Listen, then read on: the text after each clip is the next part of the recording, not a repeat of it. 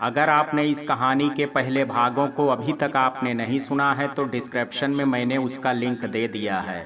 इस भाग को सुनने से पहले कहानी को पूरा समझने के लिए इसके पहले के भागों को अवश्य सुनें। तो चलिए मित्रों, देर ना करते हुए कहानी को शुरू करते हैं। आभा जी जब शिल्पी मैडम के बेटे को देखने घर आई हुई होती हैं, तभी वहां सुधांशु भी चेतन के साथ पहुंचता है। उसने जब ऑफिस से निकलते हुए चेतन को बताया होता है कि अपराजिता के साथ काम करने वाली शिल्पी जी का बेटा अभी हॉस्पिटल से घर आया है, तो पहले उसी को देखने जाऊंगा। ये सुन के चेतन भी उसके साथ जाता है। आभा जी उन दोनों से मिलके बहुत इम्प्रेस होती हैं। वो चेतन से उसका और अपना विजिटिंग कार्ड भी एक्सचेंज करती हैं। बहुत सारी बातें होने के बाद सुधांशु के घर निकलना होता है, तो चेतन और वो दोनों जाने के लिए उठ जाते हैं। शिल्पी जी और उनके माता पिता उनको बाहर तक छोड़ के आती हैं। आभा जी शिल्पी से पूछती हैं कि मैंने अपराजिता को देख के समझा था कि वे शायद घर वालों की बिना मर्जी के जॉब कर रही हैं, लेकिन इसके पति से मिलके तो ऐसा कुछ नहीं लगा। शिल्पी जी और आभा जी बहुत पुरानी मित्र होती हैं, तो हर बात एक दूसरे से शेयर करती हैं। शिल्पी जी उनको जब बात बताती हैं, वो ये सब सुन के मुस्कुराती हैं और कहती हैं, सच में अपनी अपराजिता है ही लाखों में एक, और अच्छा है कि सुधांशु जी को भी वक्त रहते अकल आ गई। अच्छा, ये चेतन भी अच्छा लगा मुझे। इतनी बड़ी कंपनी का ओनर हो के भी इतना डाउन टू अर्थ है। कितना डाउन टू अर्थ है। शिल्पी जी ने कहा, हाँ ये तो सच है। उधर सुधांशु और चेतन भी आभा जी की तारीफ करते हुए जा रहे होते हैं कि एक आईएएस रही लेडी कितनी सुलझी हुई है। अगले दिन अपराजिता की क्लास होने के बाद आभा जी उसके पास आती हैं और कहती हैं कि आज जरा हमारे साथ भी चाय पी लो। अब उसे डर तो लगता है कि घर में बोल के नहीं आई है और सास पता नहीं क्या कर रहे हैं और सास पता नहीं क्या कहें, फिर भी वो उनको मना नहीं कर पाती और सुधांशु और विभोर को शिल्पी जी से मैसेज करवा देती है। आभा जी ने कहा, अरे अपराजिता, मैं पहली बार तुम्हारे हस्बैंड से मिली हूँ, बहुत अच्छे लग रहे हैं मुझे वो। अपराजिता ने कहा, जी बहुत अच्छे हैं वो सही में। आभा जी ने कहा, अच्छा, वो उनके बाद चेतन भी बता रहे थे कि तुम्हें बचपन से जानते हैं। अपराजिता ने कहा, जी हाँ, हम बचपन से साथ ही खेले हैं, हमारा घर आसपास था। आभा जी ने कहा, अच्छा ये बताओ, वो यहाँ होटल में क्यों रहते हैं, क्या फैमिली को नहीं लाए हैं यहाँ? अब अपराजिता उनको सब बताती है कि कैसे उसने कम उम्र में सब झेला है, फिर सारे बिजनेस को खड़ा किया है। अपराजिता ने कहा, उसकी बहन भी है और वो शादीशुदा है, अब जयपुर में रहती है। आभा जी ने कहा, ओह अच्छा, बहुत अच्छी बात है, वरना आजकल इतने सुलझे हुए लोग मिलते ही कहाँ हैं। एक्चुअली आजकल अफेयर्स इतने कॉमन हो गए हैं कि समझ ही नहीं आता कौन सही है और कौन गलत है। इंडियन लेडीज अभी भी या तो हस्बैंड के अफेयर को जानती नहीं है और जानती हैं तो मानती नहीं है। अपराजिता ने कहा, जी ये तो है। आभा जी ने कहा, वैसे तुम मेरी बेटी की तरह हो, अगर कभी दिल में कोई बात लगी हो तो मुझे जरूर बताना। हाँ, और एक बात और, तुम बहुत अच्छी हो, लेकिन दुनिया ऐसी नहीं है, जल्दी विश्वास मत करना किसी पे भी कभी, चाहे वो तुम्हारा कितना भी अपना क्यों ना हो। ये मैं एक औरत होने के नाते तुम्हें सीख दे रही हूँ। अपराजिता ने कहा, जी मैं समझती हूँ आपकी बात। वो मुस्कुराते हुए नीचे मुंह कर लेती है, फिर चाय पीने लगती है। आभा जी अंदर आवाज देते हुए कहती हैं, बेटा जूही बाहर आओ जरा। एक सुंदर सी लड़की बाहर आती है। आभा जी उसको अपराजिता से मिलवाती हैं, इससे मिलो, ये है जूही, मेरी बेटी जो ऑस्ट्रेलिया में थी लेकिन अब इंडिया आ गई है। इसने वहीं से मेडिकल की पढ़ाई करके एक हॉस्पिटल में जॉब ज्वाइन कर ली है, तो यहाँ आना नहीं हुआ। ये एक बहुत ही अच्छी कार्डियोलॉजिस्ट है, वो भी अपराजिता से बहुत अच्छे से मिलती है, देख के ही लगता है कितने अच्छे संस्कार मिले हैं इसको। आभा जी ने कहा, अच्छा तुम और अपराजिता बातें करो, मैं 1 मिनट कॉल अटेंड करके आती हूँ। अपराजिता ने कहा, तो जूही अब आप यहीं रहोगी या वापस जाना है? जूही ने कहा, नहीं अब तो मैं यहीं रहूंगी, माँ पापा अब मुझे अपने पास ही रखना चाहते हैं, तो देखती हूँ यहीं अपना क्लिनिक स्टार्ट करूँगी। अच्छा आप बताइए, मैंने बहुत तारीफ सुनी है आपकी मम्मी से, कौन कौन है आपके घर में? अपराजिता ने उसे अपने बच्चों और सब के बारे में बताया। ये सुन के उसे झटका लगता है और वो कहती है, ओह, इतने बड़े बच्चे हैं आपके? लगता नहीं है काफी जल्दी शादी हो गई होगी आपकी। अपराजिता भी ये सुन के हंस के हाँ कहती है।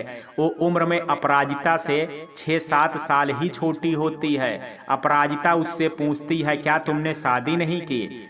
तब वो थोड़ा गंभीर होके कहती है, नहीं, एक्चुअली मुझे शादी में कोई इंटरेस्ट नहीं रहा।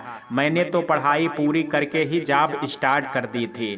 अपराजिता ने कहा, हाँ चलो, तुमसे मिलके बहुत खुशी हुई। ये कह के वो जाने के लिए उठ जाती है। जूही भी खड़े होके उसे छोड़ने जाने लगती है और वो जाते जाते उससे कहती है, अगर आपको बुरा ना लगे तो मैं आपको अपराजिता दी कहा करूं। अपराजिता उसका प्यार से हाथ पकड़ते हुए, हाँ हाँ क्यों नहीं, तुम मेरी जिया की तरह हो, कुछ भी बोलो। घर आकर के वो सुधांशु से कहती है, अच्छा हुआ आज आपने आके बात संभाल ले, वरना माँ जी तो बहुत नाराज थी आज मेरे लेट होने से। वो उसको जूही के बारे में भी बताती है। वो भी सुन के कहता है, अच्छा है, अब वो यहाँ अपने माँ बाप के पास ही रहेगी। सुधांशु ने कहा, अच्छा मैं सोच रही हूँ कि तुम्हें एक अच्छा सा फोन दिला दूं। तुम्हारे पास अपना फोन रहेगा तो तुम्हें किसी से मैसेज नहीं करवाना पड़ेगा। अपराजिता ने कहा, हाँ, लेकिन मुझे तो कोई खास जरूरत पड़ती नहीं है। सुधांशु ने कहा, अरे नहीं पड़ती तो भी क्या है, कभी मन करे तो मुझे भी मिला सकती हो, अब वैसे भी तुम मिलाती नहीं हो। अपराजिता ने कहा, अच्छा इतने साल बाद अब आपको मुझसे बात करने का मन करने लगा है? सुधांशु ने कहा, अरे प्यार की कोई उम्र थोड़े ना होती है, और वैसे भी हम अभी कौन से बूढ़े हो गए हैं। दोनों हंसने लगते हैं। अगले दिन सुबह सुधांशु ऑफिस के लिए जाता हुआ पहले अपराजिता के लिए फोन लेता है, फिर उसे ऑफिस से फोन करके इंस्टीट्यूट के बाद ऑफिस में ही आने को कहता है। सुधांशु ने कहा, ओ एक्चुअली आज मुझे ज़्यादा काम नहीं है ऑफिस में, लेकिन मैं घर के लिए भी नहीं निकल सकता जल्दी, तो तुम वहाँ से सीधे मेरे ऑफिस आ जाओगी तो हम साथ ही घर चलेंगे। और हाँ, माँ बाबूजी को चिंता मत करना, उनको मैंने बोल दिया है कि तुम मेरे साथ हो। चेतन एक हफ्ते के लिए मुंबई गया होता है। अपराजिता चेतन के ऑफिस जाती है, वो उसे लेने बाहर ही खड़ा होता है। दोनों साथ ऊपर सुधांशु के केबिन में जाते हैं। वहां सुधांशु उसे उसका फोन दिखाता है। सुधांशु पहले बच्चों को वीडियो कॉल करता है। बच्चे बहुत खुश हो जाते हैं मम्मी के फोन को सुन के। सुधांशु ने कहा, अच्छा जिया और विभोर, देखो आज हम दोनों डेट पे जा रहे हैं, तो तुम दोनों दादी बाबा का खाना खिला देना और उन्हें तंग भी नहीं करना, समझे? अपराजिता भी धीरे से सुधांशु को मार्क कहती है कि क्या बोल रहे हैं। अपराजिता भी धीरे से सुधांशु को मार के कहती है कि क्या बोल रहे हैं बच्चों से। फिर कहती है, अच्छा आपस में लड़ना नहीं दोनों, और बाबा दादी का ख्याल रखना। विभोर ने कहा, हाँ mummy, don't worry, enjoy your date, love you बात। इधर से सुधांशु भी उन दोनों को लव यू बात टू कह के फोन काट देता है। फिर सुधांशु अपराजिता से कहता है, लो अपने बेस्ट फ्रेंड को भी तो कॉल कर लो। ये इधर से होता है वीडियो कॉल। वो चेतन का नंबर मिला के उसको देता है। नया नंबर से वीडियो कॉल देख के चेतन बड़े फॉर्मल होके हेलो कहता है। फिर सामने अपराजिता को देख के मुस्कुरा के कहता है, अरे वह मैडम जी, आज ये कैसे वीडियो कॉल कर लिया? अपराजिता ने कहा, अरे मेरा नया फोन आया है तो सोचा तुम्हें कॉल कर लूं। पीछे से सुधांशु भी हाथ हिलाता है। चेतन ने कहा, वाह क्या बात है, मतलब आज से स्पेशल गिफ्ट मिले हैं मैडम को, क्या कोई खास दिन है आज? बताओ बताओ। तभी सुधांशु पीछे से हंसते हुए फोन लेके कहता है, अरे नहीं सर, कुछ खास नहीं है, बस इसको कई बार जरूरत होती है, अब बाहर निकलना है तो फोन होना जरूरी है, बस इसलिए। अच्छा, यू बात कैरी ऑन। अब अपराजिता और चेतन हंसते हुए बात करने लग जाते हैं। चेतन उससे पूछता है, तो और क्या प्रोग्राम है मैडम? वो उसे शर्माती हुई बालों की लट कान के पीछे करते हुए बताती है कि आज जिया के पापा के साथ डेट पे जा रही हूँ। ये सुन के वो हंसते हुए कहता है, भाई वाह मैडम, लेकिन डेट पे भी तुम ऐसे मम्मी ही बन के आई हो, अरे जरा हाथ हाथ लगा करो। ये सुन के अपराजिता और शर्मा जाती है और कहती है, अच्छा चुप कर। चेतन ने कहा, अच्छा दोस्त, ये सब नहीं बताएगा तो कौन बताएगा, बुद्धू लड़की। अपराजिता ने कहा, इस बार तू आ, फिर तुझे बताती हूँ। चेतन ने कहा, हे ओ ओके, अब जाओ भी या बतियाते ही रहोगे? अपराजिता ने कहा, हाँ हाँ ठीक है, चलो भाई। आज वो दोनों बहुत अच्छे होटल में जाते हैं जहां कैंडल लाइट में डिनर होता है और बहुत धीमा म्यूजिक भी बज रहा होता है। सुधांशु हर चीज अपराजिता की पसंद की मंगवाता है। अपराजिता खाते हुए उससे कहती है, जिया के पापा, अगर आप बुरा ना माने तो एक बात पूछूं? सुधांशु ने कहा, हाँ अपराजिता पूछो। अपराजिता ने कहा, आप बहुत बदल गए हैं। पहले तो आपने कभी ऐसा नहीं किया, यहाँ तक कि शादी के बाद भी आप मुझे कहीं साथ ले जाने में शर्माते थे। फिर अब अचानक क्या हुआ? मेरा गलत मतलब मत निकालिएगा, लेकिन आप में इतना बदलाव देख के कभी कभी डर भी लगता है। ये कह के वो हिचकती हुई मुंह नीचे कर लेती है। सुधांशु उसका हाथ पकड़ते हुए कहता है, कई चीजें टाइम के साथ समझ आती हैं अपराजिता। पहले मैं सिर्फ एक लड़के की तरह सोचता था। जब स्मार्ट लड़कियां देखता था ना तो लगता था कि ये स्मार्ट लड़कियां ही मेरे लेवल की हैं। लेकिन जानती हो, अब मैं एक बाप, एक जिम्मेदार बेटा और एक बेपरवाह पति बन के जब ये सब देखता हूँ ना, तब समझ आता है कि मेरे लायक असल में कोई और नहीं, सिर्फ तुम ही थी, बल्कि मैं ही। कहते कहते वो रुक जाता है। अब अपराजिता सुधांशु का हाथ अपने हाथों में पकड़ लेती है। नहीं जिया के पापा, आपने सब कुछ तो दिया है मुझे आपसे कभी कोई शिकायत ही नहीं रही। आप हैं ही इतने अच्छे, असल में जो कोई नहीं देख पाता ना, लेकिन मैं जानती हूँ कि आप जैसे दिखते हैं वैसे नहीं हैं। बच्चे आपको कड़क बाप समझते हैं, पर वो आपके अंदर का दर्द और उनके लिए चिंता नहीं समझ पाते। ऐसे ही बाहर के लोग सिर्फ एक रूप जानते होंगे आपका, लेकिन मैं आपको आपसे ज्यादा जानती हूँ।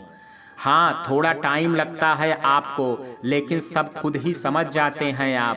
किसी को कुछ कहने की जरूरत नहीं पड़ती है। वो मुस्कुरा के उसकी आंखों में देख के सब कह रही होती है। वो ये भी महसूस करती है कि सुधांशु की आंखें ये सब सुन के नम होती हैं और वो दूसरी तरफ देखते हुए अपने आंसू पोंछता है। अब दोनों खाना खाने लग जाते हैं और अपराजिता धीरे धीरे खाते हुए सोचती है कि जानती हूँ मैं सब जिया के पापा, ऐसा नहीं है जो दूसरों को दिखा वो मुझे नहीं पता था, लेकिन मैं ये भी जानती थी कि प्यार में बहुत ताकत होती है, मेरा विश्वास हार नहीं सकता।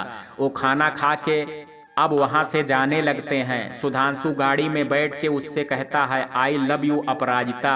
वो शर्मा के मुंह नीचे कर लेती है तो सुधांशु थोड़ा गुस्सा दिखाते हुए कहता है, ये क्या बात हुई? तुम भी तो मुझे बोलो, वरना मैं गाड़ी स्टार्ट ही नहीं करूंगा, जाओ। ये कह के वो दूसरी तरफ मुंह कर लेता है। अपराजिता अब प्यार से उसका मुंह अपनी तरफ करके कहती है, I love you too much Jiya के पापा। अब दोनों ऐसे ही मुस्कुराते घर की तरफ निकल जाते हैं। गाड़ी में एफएम पे गाना बजता है। सुधांशु अपराजिता को देख के सोचता है, तुम ही हमारी हो मंजिल माई लव। ये आवाज देता है दिल माई लव। बीती रुतों को ये रंग जो बन के बाहर छा गया हो, तुमको देखा प्यार आ गया। अपराजिता भी सुधांशु को देखती है। सुधांशु की भतीजे की एंगेजमेंट होती है। सब लोगों को फ्राइडे को वहां पहुंचना होता है। इंस्टीट्यूट में अपराजिता शिल्पी जी को चाय पीते ये बता रही होती हैं, तभी जूही भी वहां आ जाती है। वो उससे कहती है, दी मुझे दिखाइएगा आप कौन सी ड्रेस पहनने वाली हैं। ये सुन के वो कहती है, अरे मैं तो साड़ी ही पहनूंगी, पर तुम्हें दिखा दूंगी। जूही ने कहा, अरे बाबा साड़ी ही पहनिए, लेकिन आजकल साड़ी भी न्यू लुक के साथ पहनी जाती है। अच्छा आप ऐसा करिए, कल अपनी साड़ी यहाँ लेते आइएगा, मैं आपको ट्राई करके दिखाऊंगी। अपराजिता ने कहा, थोड़ा हिचकते हुए कहती है, अच्छा ठीक है, वैसे क्यों ना तुम मेरे घर आ जाओ तो बाकी की साड़ियों में भी देख लोगी कि कौन सी पहननी चाहिए। मैं तो बस जो सामने मिलती है वही पहन लेती हूँ। शिल्पी ने कहा, बस यही तो गलत आदत है जूही, तुम कल ही इसके साथ जाओ घर और देख लेना। जूही ने कहा, हाँ ठीक है। जूही अपराजिता के साथ उसके घर आती है। सास और ससुर पहले ही मासी जी के घर जा चुके होते हैं। अभी इंगेजमेंट के 3 दिन होते हैं और अपराजिता ने सारी तैयारी बच्चों और सुधांशु की कर ली होती है। बस अपने लिए ही उसे समझ नहीं आ रहा होता है कि क्या पहने। जूही के सामने वो अपनी सारी भारी साड़ियां निकालती है। एक एक करके जूही सब देखती रहती है। एक साड़ी उसे बहुत पसंद आती है और वो उसे अलग करके देखने लगती है। जूही ने कहा, वाह दी, इसमें तो बहुत अच्छा डिजाइन है। अपराजिता ने कहा, हाँ, ये जिया के पापा जयपुर से लाए थे मेरी ननद की शादी पे। जूही ने कहा, हाँ रुको, आप सामने खड़ी हो जाओ। अब उसको खड़ा करके वो साड़ी पहनाने लगती है। अपराजिता ने कहा, अरे ये क्या? जूही, ऐसे नहीं बेटा, ये इधर से पल्ला डालते हैं। जिया भी सामने आके खड़ी हो जाती है और उसकी आंखें खुशी से चमक जाती हैं। Wow aunty, this is amazing. Juhi भी उसकी तरफ देखते हुए कहती है ना बच्चा? अपराजिता ने कहा, अरे पर ये ऐसे नहीं बांधी जाती। जूही ने कहा, ओह पता है दी, मैं जानती हूँ साड़ी बांधना, लेकिन जैसे मैंने आपको बांधी है इसे कहते हैं लहंगा साड़ी। अब बस आप इसको इस तरह से स्टिप कर लो, अच्छी लगोगी। अपराजिता ने कहा, अच्छा हाँ, लग तो रही है अच्छी, पर ये इधर से थोड़ा ढक नहीं सकती? तो जिया और जूही दोनों साथ में बोलती हैं, नहीं। जिया ने कहा, सच में आंटी, ऐसे ही तो लेटेस्ट ट्रेंड है। जूही ने कहा, हाँ, और तुम्हारी मम्मी को वो पहले ही वाली स्टाइल पसंद आती है। अच्छा ये बताओ, इसके साथ ज्वेलरी कौन सी पहनेंगी? अपराजिता ने कहा, अरे कोई पुराना सेट ही डाल लूंगी सोने का। जूही ने कहा, जी नहीं, आजकल गोल्ड नहीं पहनना जाता, आप इसका ही मैचिंग सेट लीजिए, और हाँ, बालों का स्टाइल भी अलग हो। ये सुन के जिया कहती है, आंटी मुझे बहुत सारे हेयर स्टाइल बनाने आते हैं, मैं ट्राई करूंगी मम्मी पे। जूही ने कहा, हाँ ठीक है, इन्हें तैयार करके मुझे फोटो भेजना। जिया ने कहा, हाँ श्योर। वो लोग बात कर ही रहे होते हैं कि तब तक सुधांशु भी आ जाता है। अपराजिता उसे जूही से मिलवाती है और उसके बारे में बताती है। सुधांशु स्ट्रेज, आपको देख के लगता ही नहीं है कि आप इतने साल ऑस्ट्रेलिया रह के आई हो। जूही ने कहा, जी भैया, सब यही बोलते हैं। अपराजिता जो चाय लेके आ गई होती है वो उसके मुंह से सुधांशु के लिए भैया सुन के कहती है, अरे जूही, मुझे दी बोलती है, फिर इनको भैया क्यों? ऐसे तो हम दोनों भाई बहन हो जाएंगे ना। सुधांशु ने कहा, ओह, अब इतने सालों बाद कैसे भाई बहन हो जाएंगे? तुम भी ना कुछ भी। मुझे अच्छा लगा इनके मुंह से भैया सुन के, तो आप मुझे भैया ही बोलो। जूही हंसते हुए, ठीक है भैया, लेकिन आप मत बोलो प्लीज। सुधांशु ने कहा, हाँ हाँ ठीक है। सब लोग साथ बैठ के चाय नाश्ता करते हैं और बातें भी करते हैं। वो उनको अपने बारे में सब बताती है कि कैसे उसने ऑस्ट्रेलिया में जॉब की और फिर यहाँ उसका क्या प्लान है। सुधांशु ने कहा, अच्छा जूही, तुमने ये मिर्ची वड़ा तो लिया नहीं? देखो अपराजिता बहुत अच्छा खाना बनाती है और तुमने इसके हाथ का बना नहीं खाया तो मिस करोगी। जूही ने मिर्ची वड़ा उठाते हुए, हाँ यमी। अच्छा अब बहुत देर हो गई है, अब मैं चलती हूँ। सब उसको बाहर तक छोड़ के आते हैं और वो गाड़ी स्टार्ट करके उन सबको बाय बोल के निकल जाती है। सुधांशु अंदर आके अपराजिता से कहता है, देखो कितनी अच्छी लड़की है, मेरी जिया को भी मैं इसी की तरह बनाना चाहता हूँ। अपराजिता ने कहा, हाँ ये तो आप सही कह रहे हैं। सगाई का दिन आता है, सब खूब तैयार होके आते हैं। मिनी बहुत सुंदर लग रही होती है। सुधांशु विभोर से पूछता है, ये तुम्हारी मम्मी कहाँ रह गई? लड़के वाले बस आने ही वाले हैं, और अगर दादी को पता चल गया। विभोर ने कहा, अरे उधर देखिए पापा, ओ रही मम्मी। सुधांशु पलट के देखता है तो अपराजिता को पहचान ही नहीं पाता। वो सबसे अलग लग रही होती है, बिल्कुल लेटेस्ट तरीके से ड्रेस पहने और उस पे हल्का सा सेंट, बहुत खूबसूरत लग रही होती है। आज उसने बाल भी एक साइड हल्के डाले होते हैं। कुछ लोग तो कहते भी हैं कि बिल्कुल जिया की बड़ी बहन लग रही हो, जिसे सुन के वो शर्मा जाती है। नेवी ब्लू साड़ी उस पे बहुत जच रही होती है। मिनी की मम्मी आके सुधांशु को हिलाती हैं, क्या बात है देवर जी, अपनी बीबी को ही निहारते रहोगे या लड़के वालों से भी मिलने चलोगे? चलिए सब आपका इंतजार कर रहे हैं। मिनी बहुत सुंदर लग रही होती है। दोनों को स्टेज पे बैठा के रिंग सेरेमनी होती है।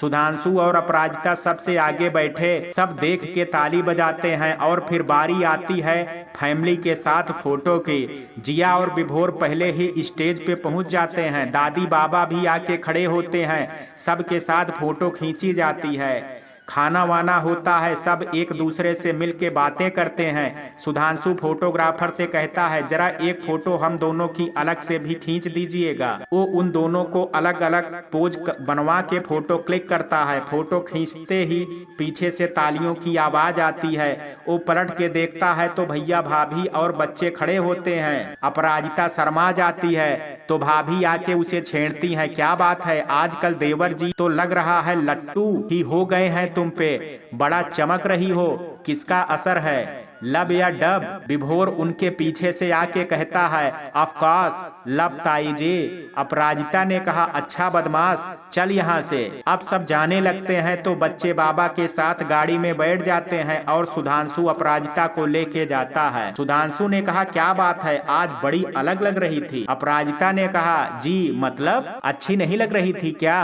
सुधांशु खांसते हुए नहीं मतलब अच्छी लग रही थी, बहुत अच्छी, मगर वो मासी जी क्या कह रही थी कि जिया की बड़ी बहन लग रही हो। अपराजिता ने कहा हाँ तो अभी तक सब आपको भी तो कहते थे कि जतिन के पापा नहीं लगते। सुधांशु ने कहा हाँ तो मैंने तो जिम में पसीना बहाया है, ऐसे ही थोड़े ना। अपराजिता ने कहा हाँ ये तो है जी। सुधांशु ने कहा वैसे तुम्हें ये सब आइडिया दिया किसने? क्या जिया ने? आई मीन आज तुम पहली बार इतने अलग तरीके से तैयार हुई हो। अपराजिता ने कहा नहीं वो अपनी जूही है ना, वो भी बिल्कुल जिया की तरह ही जिद करती है, देखो ना ये इतनी पुरानी साड़ी को लहंगा बना दिया है। ओ सुधांशु ने कहा हाँ मतलब अब जो अपराजिता चार दीवारी के अंदर रहते थे उसका फ्रेंड सर्कल बढ़ता जा रहा है और अब एक फॉरेन रिटर्न भी शामिल हो गया है उसमें। अपराजिता ने कहा एक नहीं दो फॉरेन रिटर्न्स हैं, एक चेतन भी तो है ना। सुधांशु ने कहा हाँ उन्हें तो मैं भूल ही गया।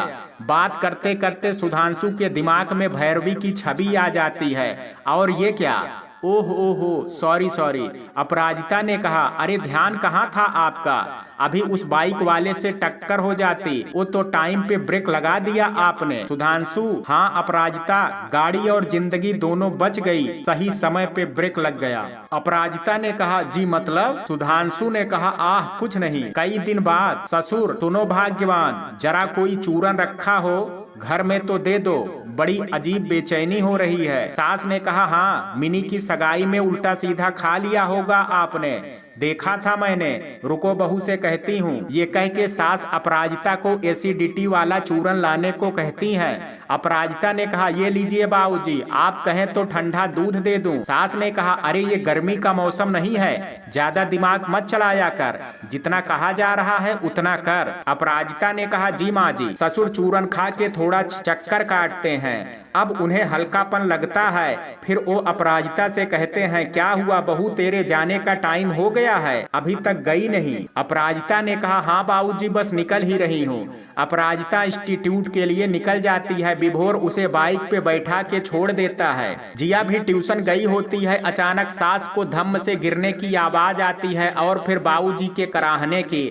सास की कुछ समझ में नहीं आता है, वो फौरन सुधांशु को फोन लगाती है। सास ने कहा सुन जरा जल्दी घर आ जा, तेरे बाबूजी बेहोश हो गए हैं, मेरा जी बहुत घबरा रहा है, हमारे फैमिली डॉक्टर भी बाहर गए हैं। सुधांशु ने कहा अरे आप उन्हें देखिए माँ मैं बस अभी आया। वो मीटिंग से छुट्टी लेके फौरन बाहर भागता है। पीछे से चेतन भी उसे आवाज देता है रुकिए मैं भी साथ चलता हूँ। उधर विभोर भी आ चुका होता है और वो फौरन मम्मी को फोन लगा के ये सब बताता है। वो भी फटाफट आभा जी के साथ जाके उनसे जल्दी घर जाने को बोलती हैं। उनके पीछे खड़ी जूही ये सुन रही होती है और वो उसको रुकने को बोलती है। वो अंदर जाके अपना बैग लाती है और गाड़ी की चाबी लेके अपराजिता से अपने साथ चलने को कहती है। उधर सुधांशु और चेतन बाबूजी को बिस्तर पे ला के लिटाते हैं। इधर सुधांशु बाबूजी उठिए ना, विभोर पानी ला के दे, माँ ये बाबूजी को एकदम से चक्कर क्यों आया, ऐसा पहले तो कभी नहीं हुआ। माँ जी ने कहा हाँ पहली बार आया है, दोपहर में जरा घबराहट बता रहे थे, मैंने इन्हें चूरन दिलवाया, फिर आराम था इनको। सुधांशु ने कहा हाँ तो आपको तभी मुझे फोन पे बता देना चाहिए था, या अपराजिता ही मुझे। माँ जी ने कहा उसकी तो तू रहने ही दे, मैडम को टाइम पे नौकरी पहुंचना होता है, चाहे कोई घर में मरे या जिए। तभी विभोर दरवाजे पे देख के कहता है मम्मी अपराजिता सास की बातें सुन के सहमी हुई अंदर आ रही है, और साथ में जूही भी। चेतन ने कहा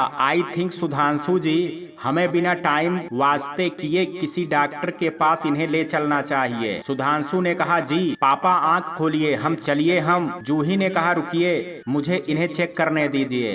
अपराजिता सुधांशु को पीछे करके कहती है ये डॉक्टर हैं, इसको चेक करने दीजिए। जूही अपने बैग से स्टेथोस्कोप वगैरह निकालने चेक करने लगती है। वो चेक करते हुए ही उनकी सुबह से अब तक का रूटीन पूछती है। अपराजिता बताती है कि इन्हें आज थोड़ा बेचैनी थी, हमें लगा एसिडिटी है तो हमने चूरन दे दिया, और हाँ कुछ गर्दन में भी दर्द था, शायद बार बार हाथ से दबा रहे थे। ये सब सुन के वो सुधांशु से फौरन कुछ दवाएं मंगाने को कहती है। दवा का पर्चा लेके विभोर फौरन भाग खड़ा होता है। जिया भी तब तक आ चुकी होती है। जूही सबको कमरे से बाहर आने को कह देती है। सास जो अब तक ये सब देख रही होती हैं जूही से कहती हैं अरे मैंने इनसे 1000 बार कहा है इतना मत खाओ, थोड़ा टहला करो, पर मेरी इस घर में सुनता ही कौन है। अपराजिता उन्हें टोकते हुए माँ जी रहने दीजिए ना, इस समय होश में भी नहीं है ओ। सास ने कहा हाँ तो रोते हुए, और तू तो चुप ही रहा, तेरी नौकरी ना हो गई कि क्या, घर से तुझे मतलब ही नहीं है, बस बैग टांगा। और जूही थोड़ा जोर से बोलते हुए बस थोड़ा चुप नहीं रह सकती आप, इस वक्त पे ये सब बोलने का टाइम है। सास ने हाँ तो थोड़ा गैस अटक गया है, ठीक हो जाएंगे ना। जूही ने कहा शांत रहिए, कोई गैस वैस नहीं है, इन्हें हार्ट अटैक आया है। सुधांशु और अपराजिता एक साथ, क्या? सुधांशु शॉक्ड हो जाता है। चेतन उसके धीरे से कंधे पे हाथ रखता है। उधर सास भी सदमे में आ जाती हैं तो अपराजिता उन्हें संभालती है। सुधांशु ने कहा जूही ये ठीक तो हो जाएंगे ना।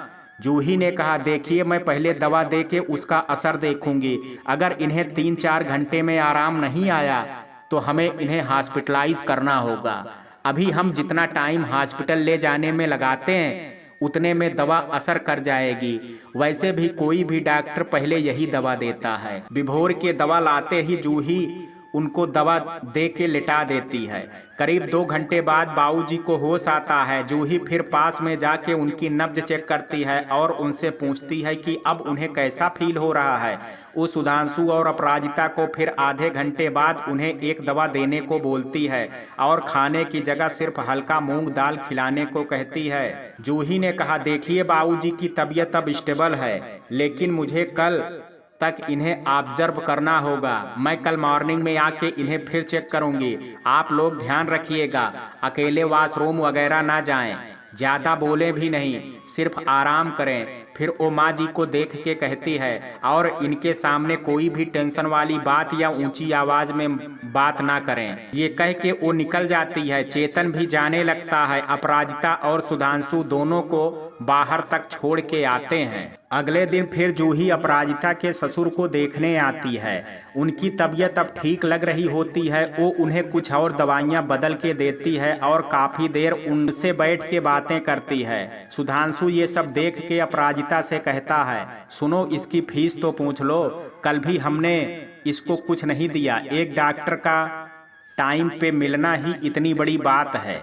अपराजिता ने कहा ठीक है, कह के जूही को बाहर लिविंग रूम में बुलाती है। हाय कह सकते हैं जितना तुमने किया उसके लिए, फिर भी तुमने जो कीमती टाइम दिया उसके लिए हम कुछ टोकन देना चाहते, प्लीज बताओ तुम्हारी फीस क्या है। जूही ने कहा हद हो गई भैया, एक तरफ आप मुझे बहन की तरह ट्रीट करते हो, दूसरी तरफ ये कह के शर्मिंदा भी कर रहे हो। हर जगह इंसान लाभ और हानि नहीं देखता है। हाँ और अगर इतना ही शौक है तो दीदी आप मुझे कुछ खिला दो अच्छी कॉफी के साथ। वो क्या है ना कि सुबह जल्दबाजी में नाश्ता नहीं कर पाई, अब जोरों की भूख लगी है। अपराजिता ये सुन के हंसते हुए किचन की तरफ जाते हुए कहती है, रोक अभी लाई।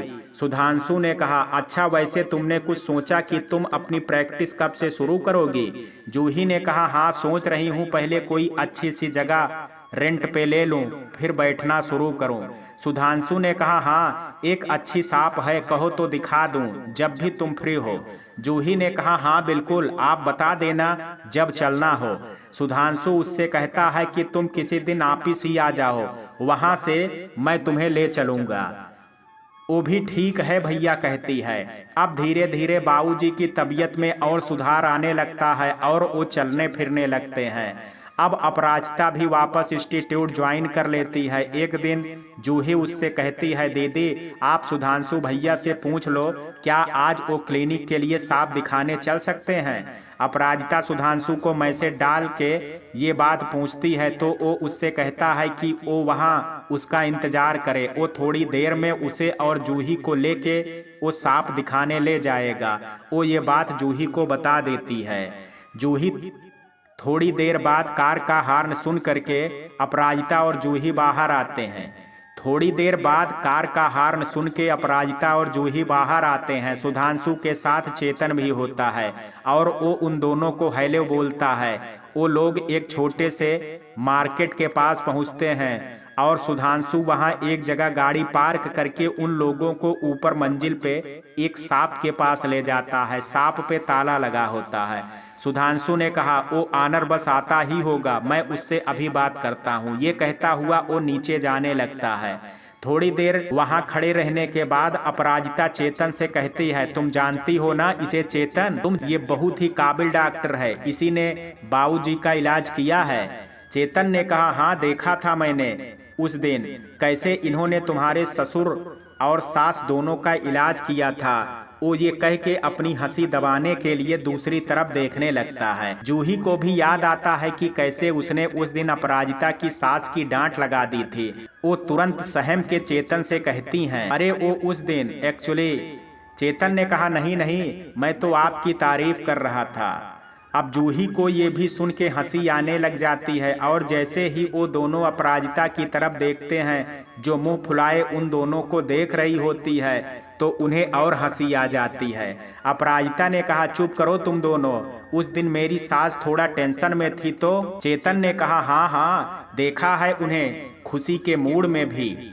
अपनी बहू की तारीफों के पुल बांधना वो कभी नहीं छोड़ती हैं, है ना। वैसे अब तो आदत पड़ गई होगी तुम्हारी, कितनी दवा खाती हो, 2 सुबह 2 दोपहर और 1 शाम। वो ये कह के जोर जोर से हंसने लगता है तो जूही को भी हंसी रोकनी मुश्किल हो जाती है। तभी सुधांशु वहाँ सांप आनर को लेके आ जाता है। वो सांप उन लोगों को काफी पसंद आती है। जूही कहती है, भाई साहब सांप तो ठीक है पर रेंट थोड़ा ज्यादा है, क्या आप कुछ कम नहीं कर सकते हैं। वो बातों ही बातों में उससे ठीक ठाक रेट कम करवा लेती है। वहां से लौटते वक्त चेतन गाड़ी में कहता है, वैसे ये लेडीज को कितने बार्गेनिंग की आदत होती है, बताओ रेंट भी ऐसे कम करा रही थी जैसे साड़ी खरीद रही हो। ये सुन के जूही फौरन कहती है, शायद आप भूल गए मैं कितनी अच्छी डॉक्टर हूँ, अभी मेरी काबिलियत की आप ही तारीफ कर रहे थे ना। अपराजिता ये सुन के हंसते हुए कहती है, इन्हें कोई मिली नहीं ना सुबह से दोपहर शाम की दवा देने वाली, वरना इतनी जबान ना चलती। सुधांशु उन तीनों को ऐसे बात करते और हंसते देख के समझ नहीं पाता। जूही का घर आ जाता है तो वो उन सब से 1 कप कॉफी पी के जाने की जिद करती है। चेतन को कुछ काम होता है तो वो मना कर देता है। सुधांशु भी कहता है, आज नहीं जूही, फिर किसी दिन पिएंगे। अब वो सब अपने अपने घर चले जाते हैं। रात में सुधांशु देखता है कि उसके फोन में एक अननोन नंबर से कई मिस्ड कॉल होती है। वो उस पे कॉल बैक करता है तो दूसरी तरफ से भैरवी की आवाज होती है। भैरवी ने कहा, देखो सुधांशु फोन मत रखना प्लीज, बहुत जरूरी बात है। सुधांशु ने कहा, बोलो। भैरवी ने कहा, देखो तुम्हारा कुछ सामान मेरे पास पड़ा है तो वो तुम चाहो तो आके ले लो। सुधांशु ने कहा, किसी को भी दे देना, मुझे उन सब की जरूरत नहीं है। भैरवी ने कहा, कपड़ों की तो कोई बात नहीं पर तुम्हारा जो पासपोर्ट और कुछ और पेपर्स हैं याद है ना। हम कंपनी की तरफ से बाहर जाने वाले थे कि काम का बहाना भी रहेगा और एक दूसरे के साथ टाइम भी स्पेंड करेंगे। सुधांशु ने कहा, हाँ देखो, तुम कहाँ मिलोगे मुझे ये बता दो, अब घर तो तुम्हारे मैं आने से रहा।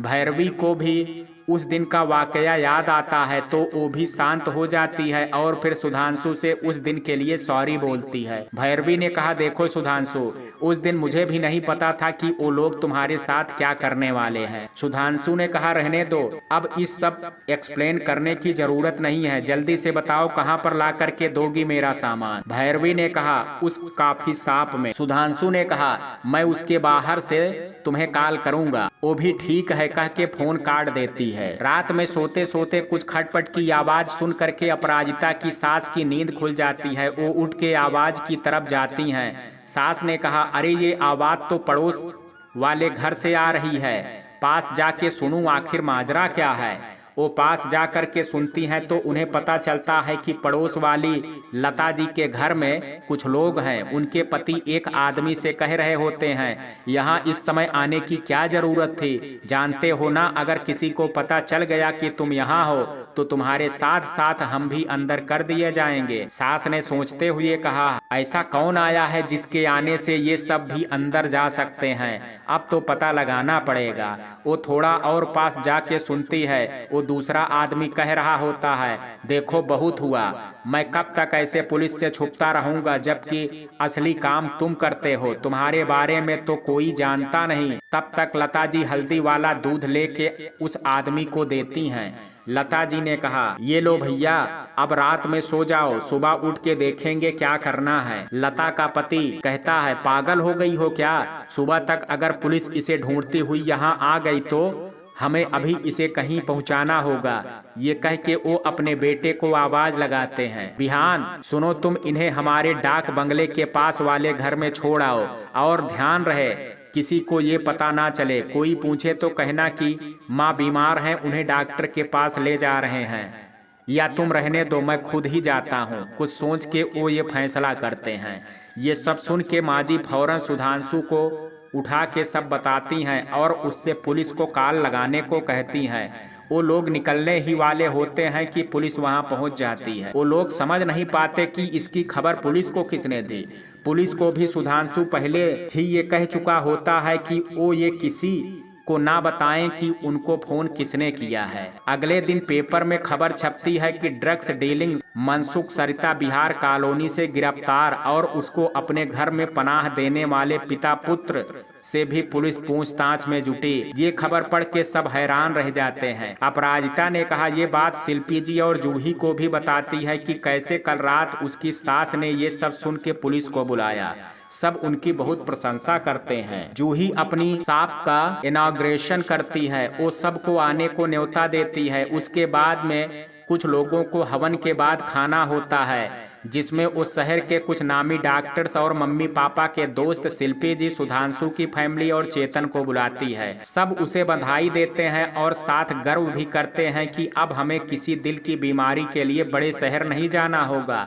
वो सबसे कहती है कि अभी कुछ इंस्ट्रूमेंट्स उसने दिल्ली से मंगवाए हैं जो कि जल्दी उसे मिल जाएंगे। शहर के नामी डॉक्टर्स उसकी बहुत तारीफ करते हैं। कुछ तो अपने नर्सिंग होम में उसे महीने में 6 दिन विजिट करने के लिए भी आग्रह करते हैं।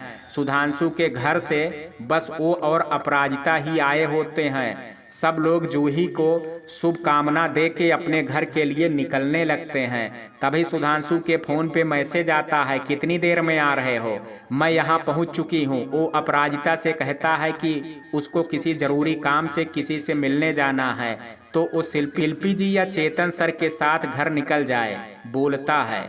सुधांशु भैरवी के इंतजार में कॉफी हाउस के बाहर पहुंचता है।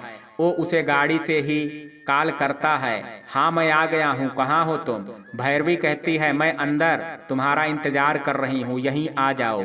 सुधांशु ने कहा, नहीं, तुम बाहर आकर के मुझे मिलो, मैं वहाँ नहीं आऊँगा। उस समय थोड़ी थोड़ी बारिश भी हो रही होती है। भैरवी को सामने से आता देख के सुधांशु गाड़ी का गेट खोल देता है। सुधांशु तो जा चुका होता है और बाहर बारिश तेज देख के चेतन और अपराजिता वहीं रुक जाते हैं। वो तीनों बैठ के बातें करने लगते हैं कि जूही एक नौकर को बुला के उससे चाय लाने को कहती है। चेतन ने कहा, हाँ तो मैडम जी, तुम्हारी सास तो एकदम करमचंद जासूस निकली, मानना पड़ेगा भाई।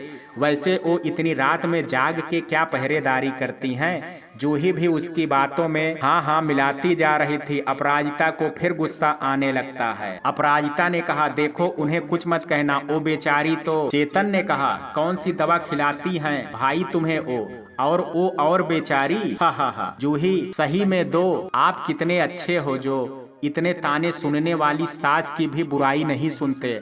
अगर आपकी जगह मैं होती ना तो। चेतन ने कहा, हाँ ये तो एक ही इंजेक्शन में चैन की नींद सुला देती अपनी सास को।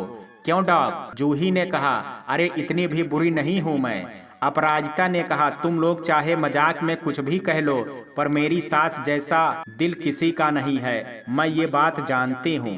वो ये बात बहुत आत्मविश्वास के साथ कहती है। ये सुन के जूही और चेतन एक दूसरे को देख के हंसते हैं। फिर चेतन जूही से कहता है, भाई डॉक्टर साहिबा, तुम तो दिल की डॉक्टर हो, जरा पता लगाओ कैसा दिल है उनका। अपराजिता फिर गुस्से में कहती है, हाँ और इसका भी दिल चेक करो है या नहीं है। चेतन ने अपराजिता को देखता हुआ मन में सोचता है, कहाँ है मेरा दिल?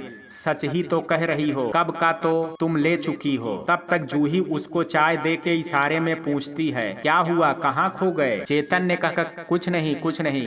अच्छा अपराजिता, जल्दी चाय पियो, फिर मैं तुम्हें घर छोड़ देता हूँ।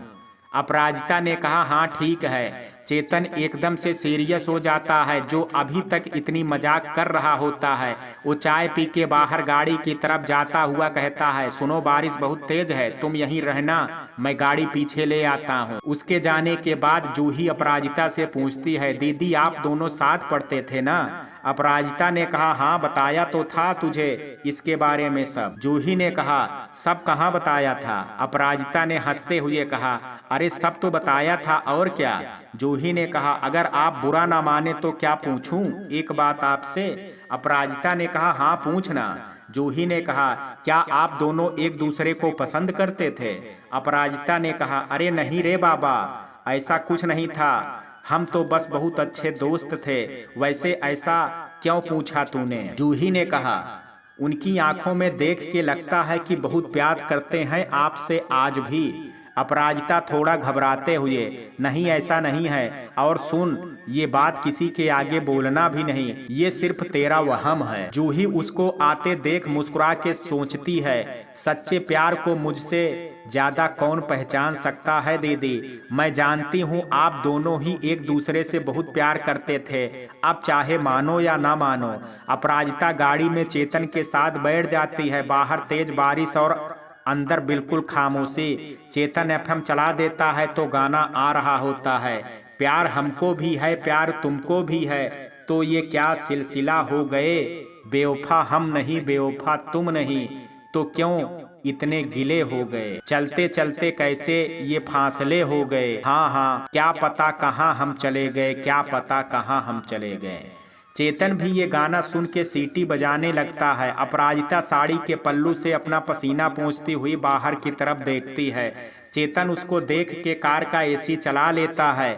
बाहर बारिश का मौसम, हल्की ठंड होने के कारण जल्दी ही गाड़ी में काफी ठंड लगने लगती है। अपराजिता ने कहा, अरे तुझे कब अकल आएगी रे चेतन, इतनी ठंड में कोई एसी चलाता है क्या, बंद कर इसे। चेतन ने कहा, तो मैडम इतनी ठंड में भी किसी को पसीना आता है क्या? कहो तो वापस डॉक्टर जूही के घर ले चलूं, तुम भी अपना ट्रीटमेंट करा लो, फैमिली पैकेज मिल जाएगा अभी तो। वैसे मजाक छोड़ो, वैसे वो डॉक्टर क्या बात कर रही थी तुमसे, जो तुम दोनों मेरी तरफ ही घूरे जा रही थे।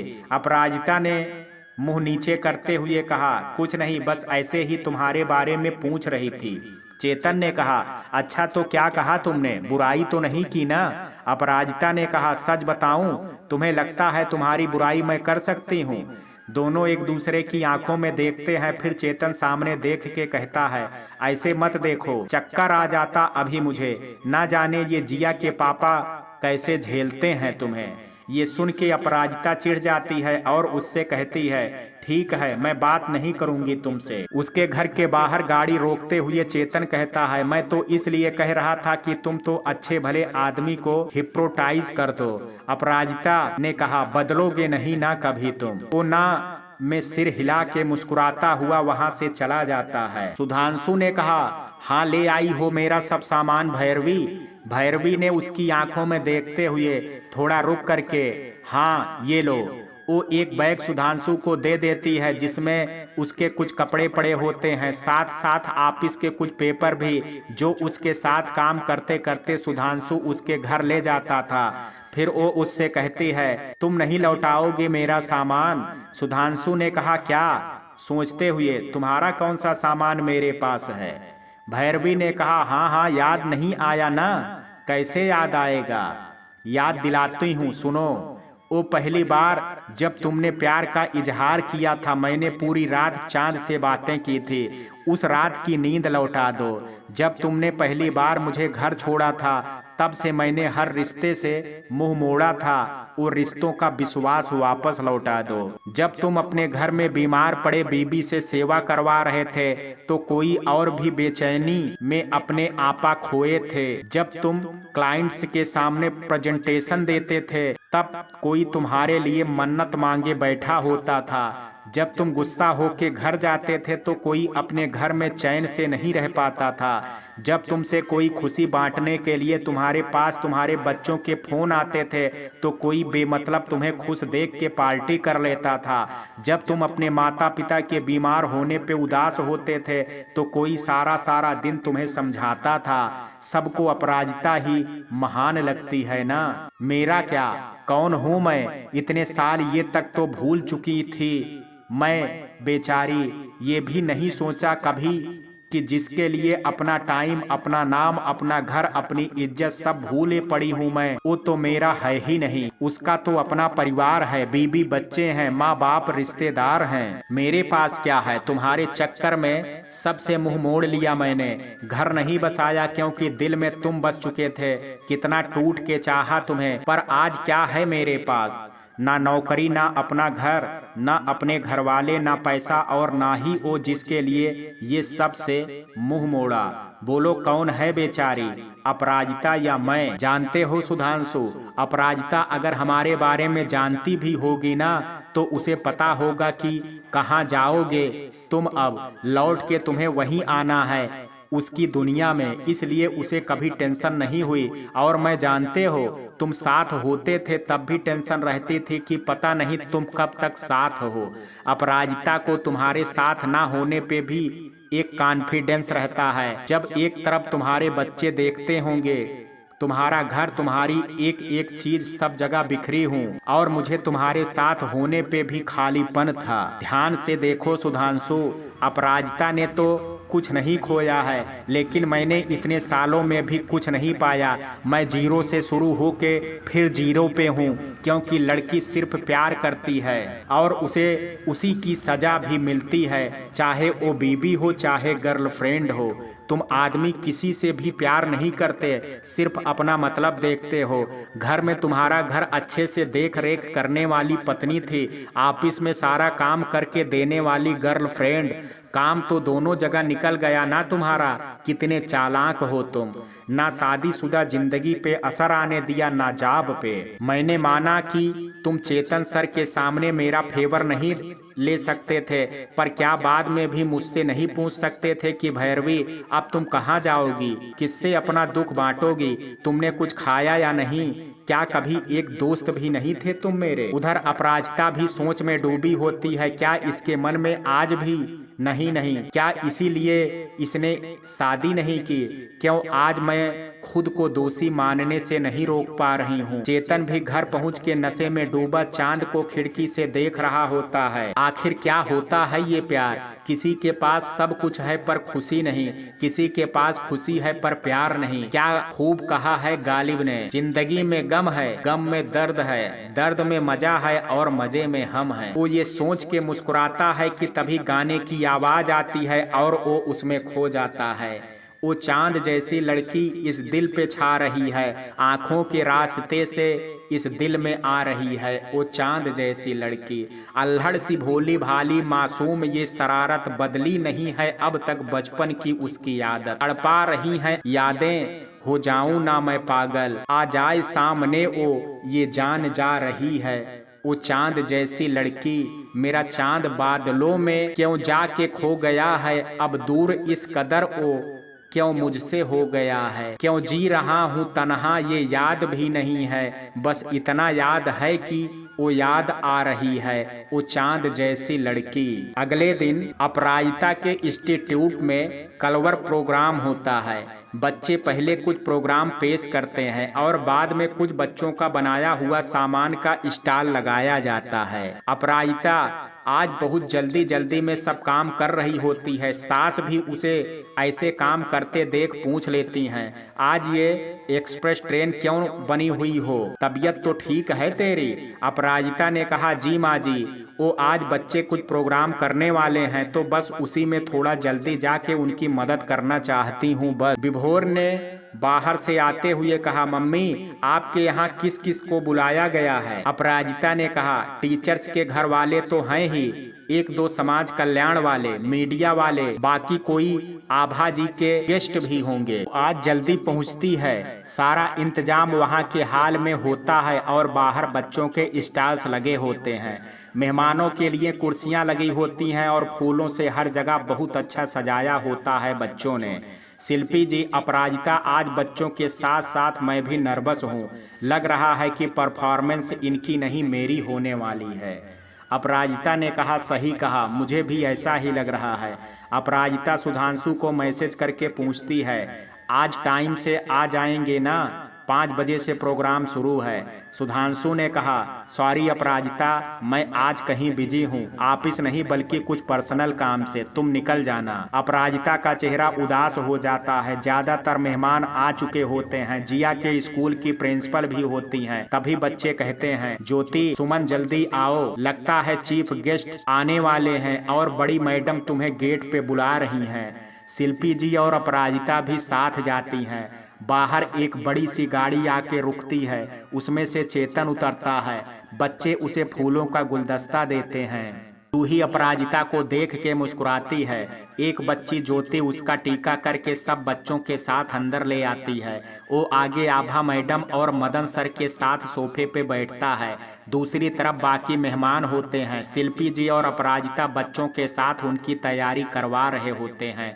2 बच्चे आगे जा करके माइक संभालते हैं। पहले चेतन के साथ आभा मैडम को सरस्वती जी पे फूल चढ़ा के दिया जलवाती हैं। शिल्पी जी तभी एक बच्ची सरस्वती वंदना पे क्लासिकल डांस करती है। उसके बाद बच्चे टीन और प्लास्टिक के डब्बों से म्यूजिक बजा के डांस प्रस्तुत करते हैं। सब उनकी प्रस्तुति देख के हैरान रह जाते हैं।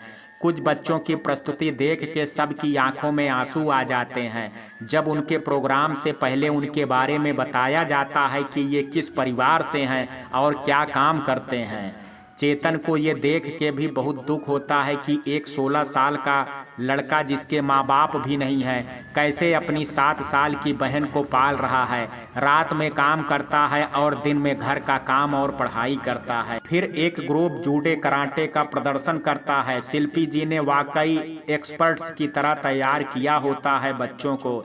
जिया के स्कूल की प्रिंसिपल भी देख के हैरान रह जाती हैं।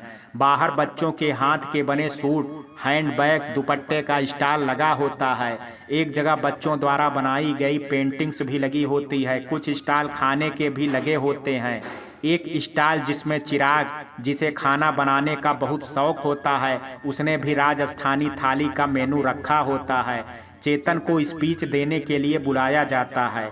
वो अपनी स्पीच में उन बच्चों की प्रतिभा की बहुत तारीफ करता है। किसी ने सच ही कहा है, अगर प्रतिभा है तो सामने जरूर आ ही जाती है।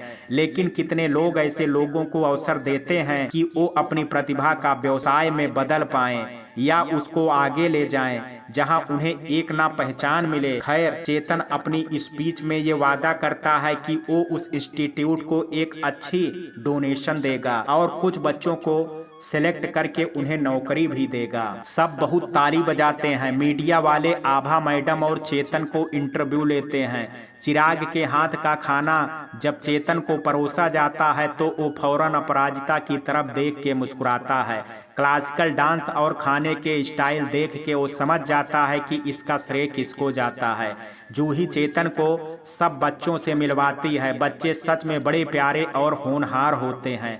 लास्ट में थैंक्स की स्पीच आभा जी देती हैं तो उस सब प्रोग्राम का श्रेय शिल्पी जी और अपराजिता को देती हैं। वो कहती हैं समाज में अगर उन जैसे टीचर्स हों तो बच्चों को आगे जाने से कोई नहीं रोक सकता।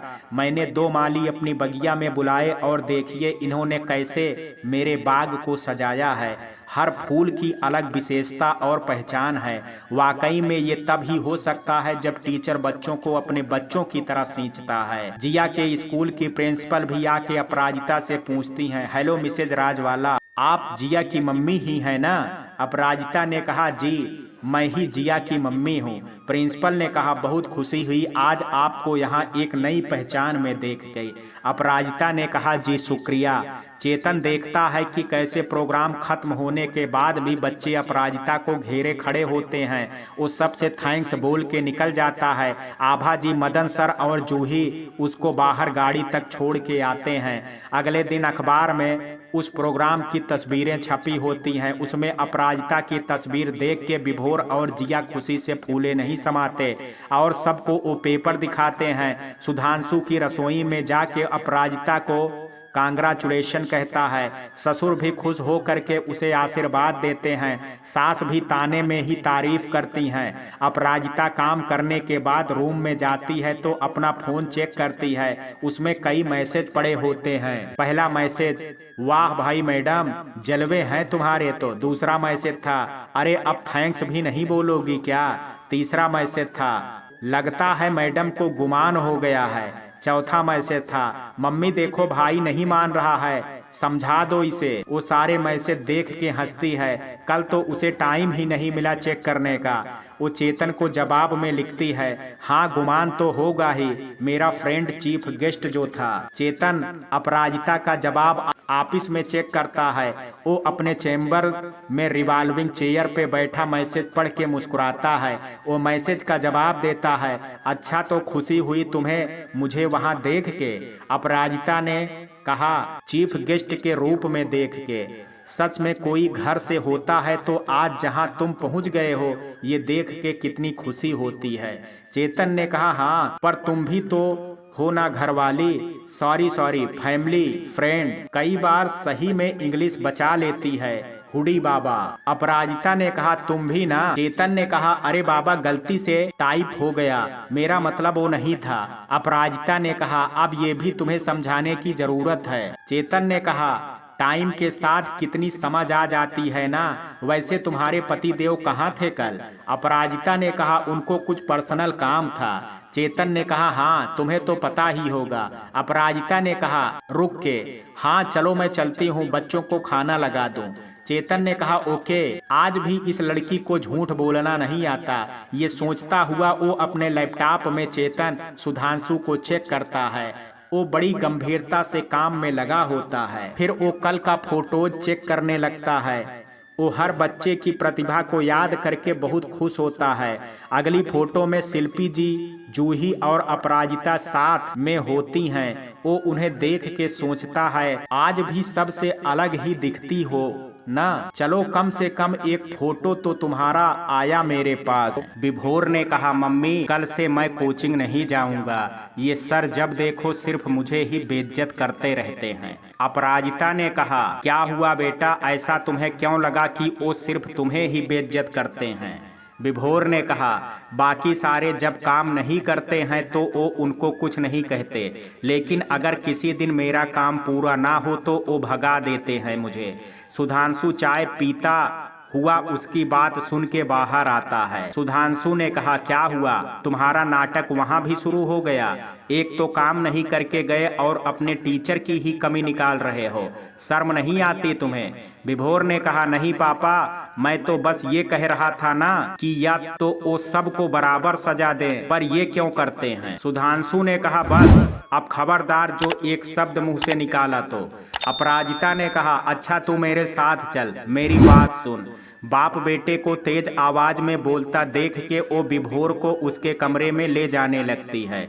विभोर ने कहा मम्मी ऐसा मेरे साथ ही क्यों होता है, हर बार मैं ही गलत होता हूँ और दूसरा सही। पापा कभी मेरी बात नहीं सुनते, बस हमेशा दूसरों का ही साइड लेते हैं। अपराजिता ने कहा अच्छा तू चुप कर, मैं तेरे साथ चलूंगी और तेरे सर से बात करूंगी, तू चिंता मत कर और अपना ध्यान पढ़ाई में लगा। सास ने कहा अपराजिता क्या हुआ, आज सबको भूखा ही मारने का इरादा है क्या।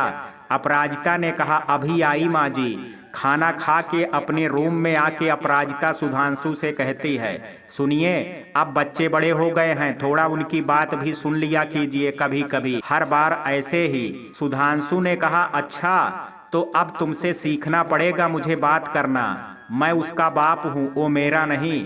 अपराजिता ने कहा नहीं आप गलत ले रहे हैं, थोड़ा गुस्सा शांत करके सोचिए। अगले दिन जब सुधांशु ऑफिस से आ रहा होता है तो देखता है कि विभोर की कोचिंग वाले सर किसी के साथ जा रहे होते हैं।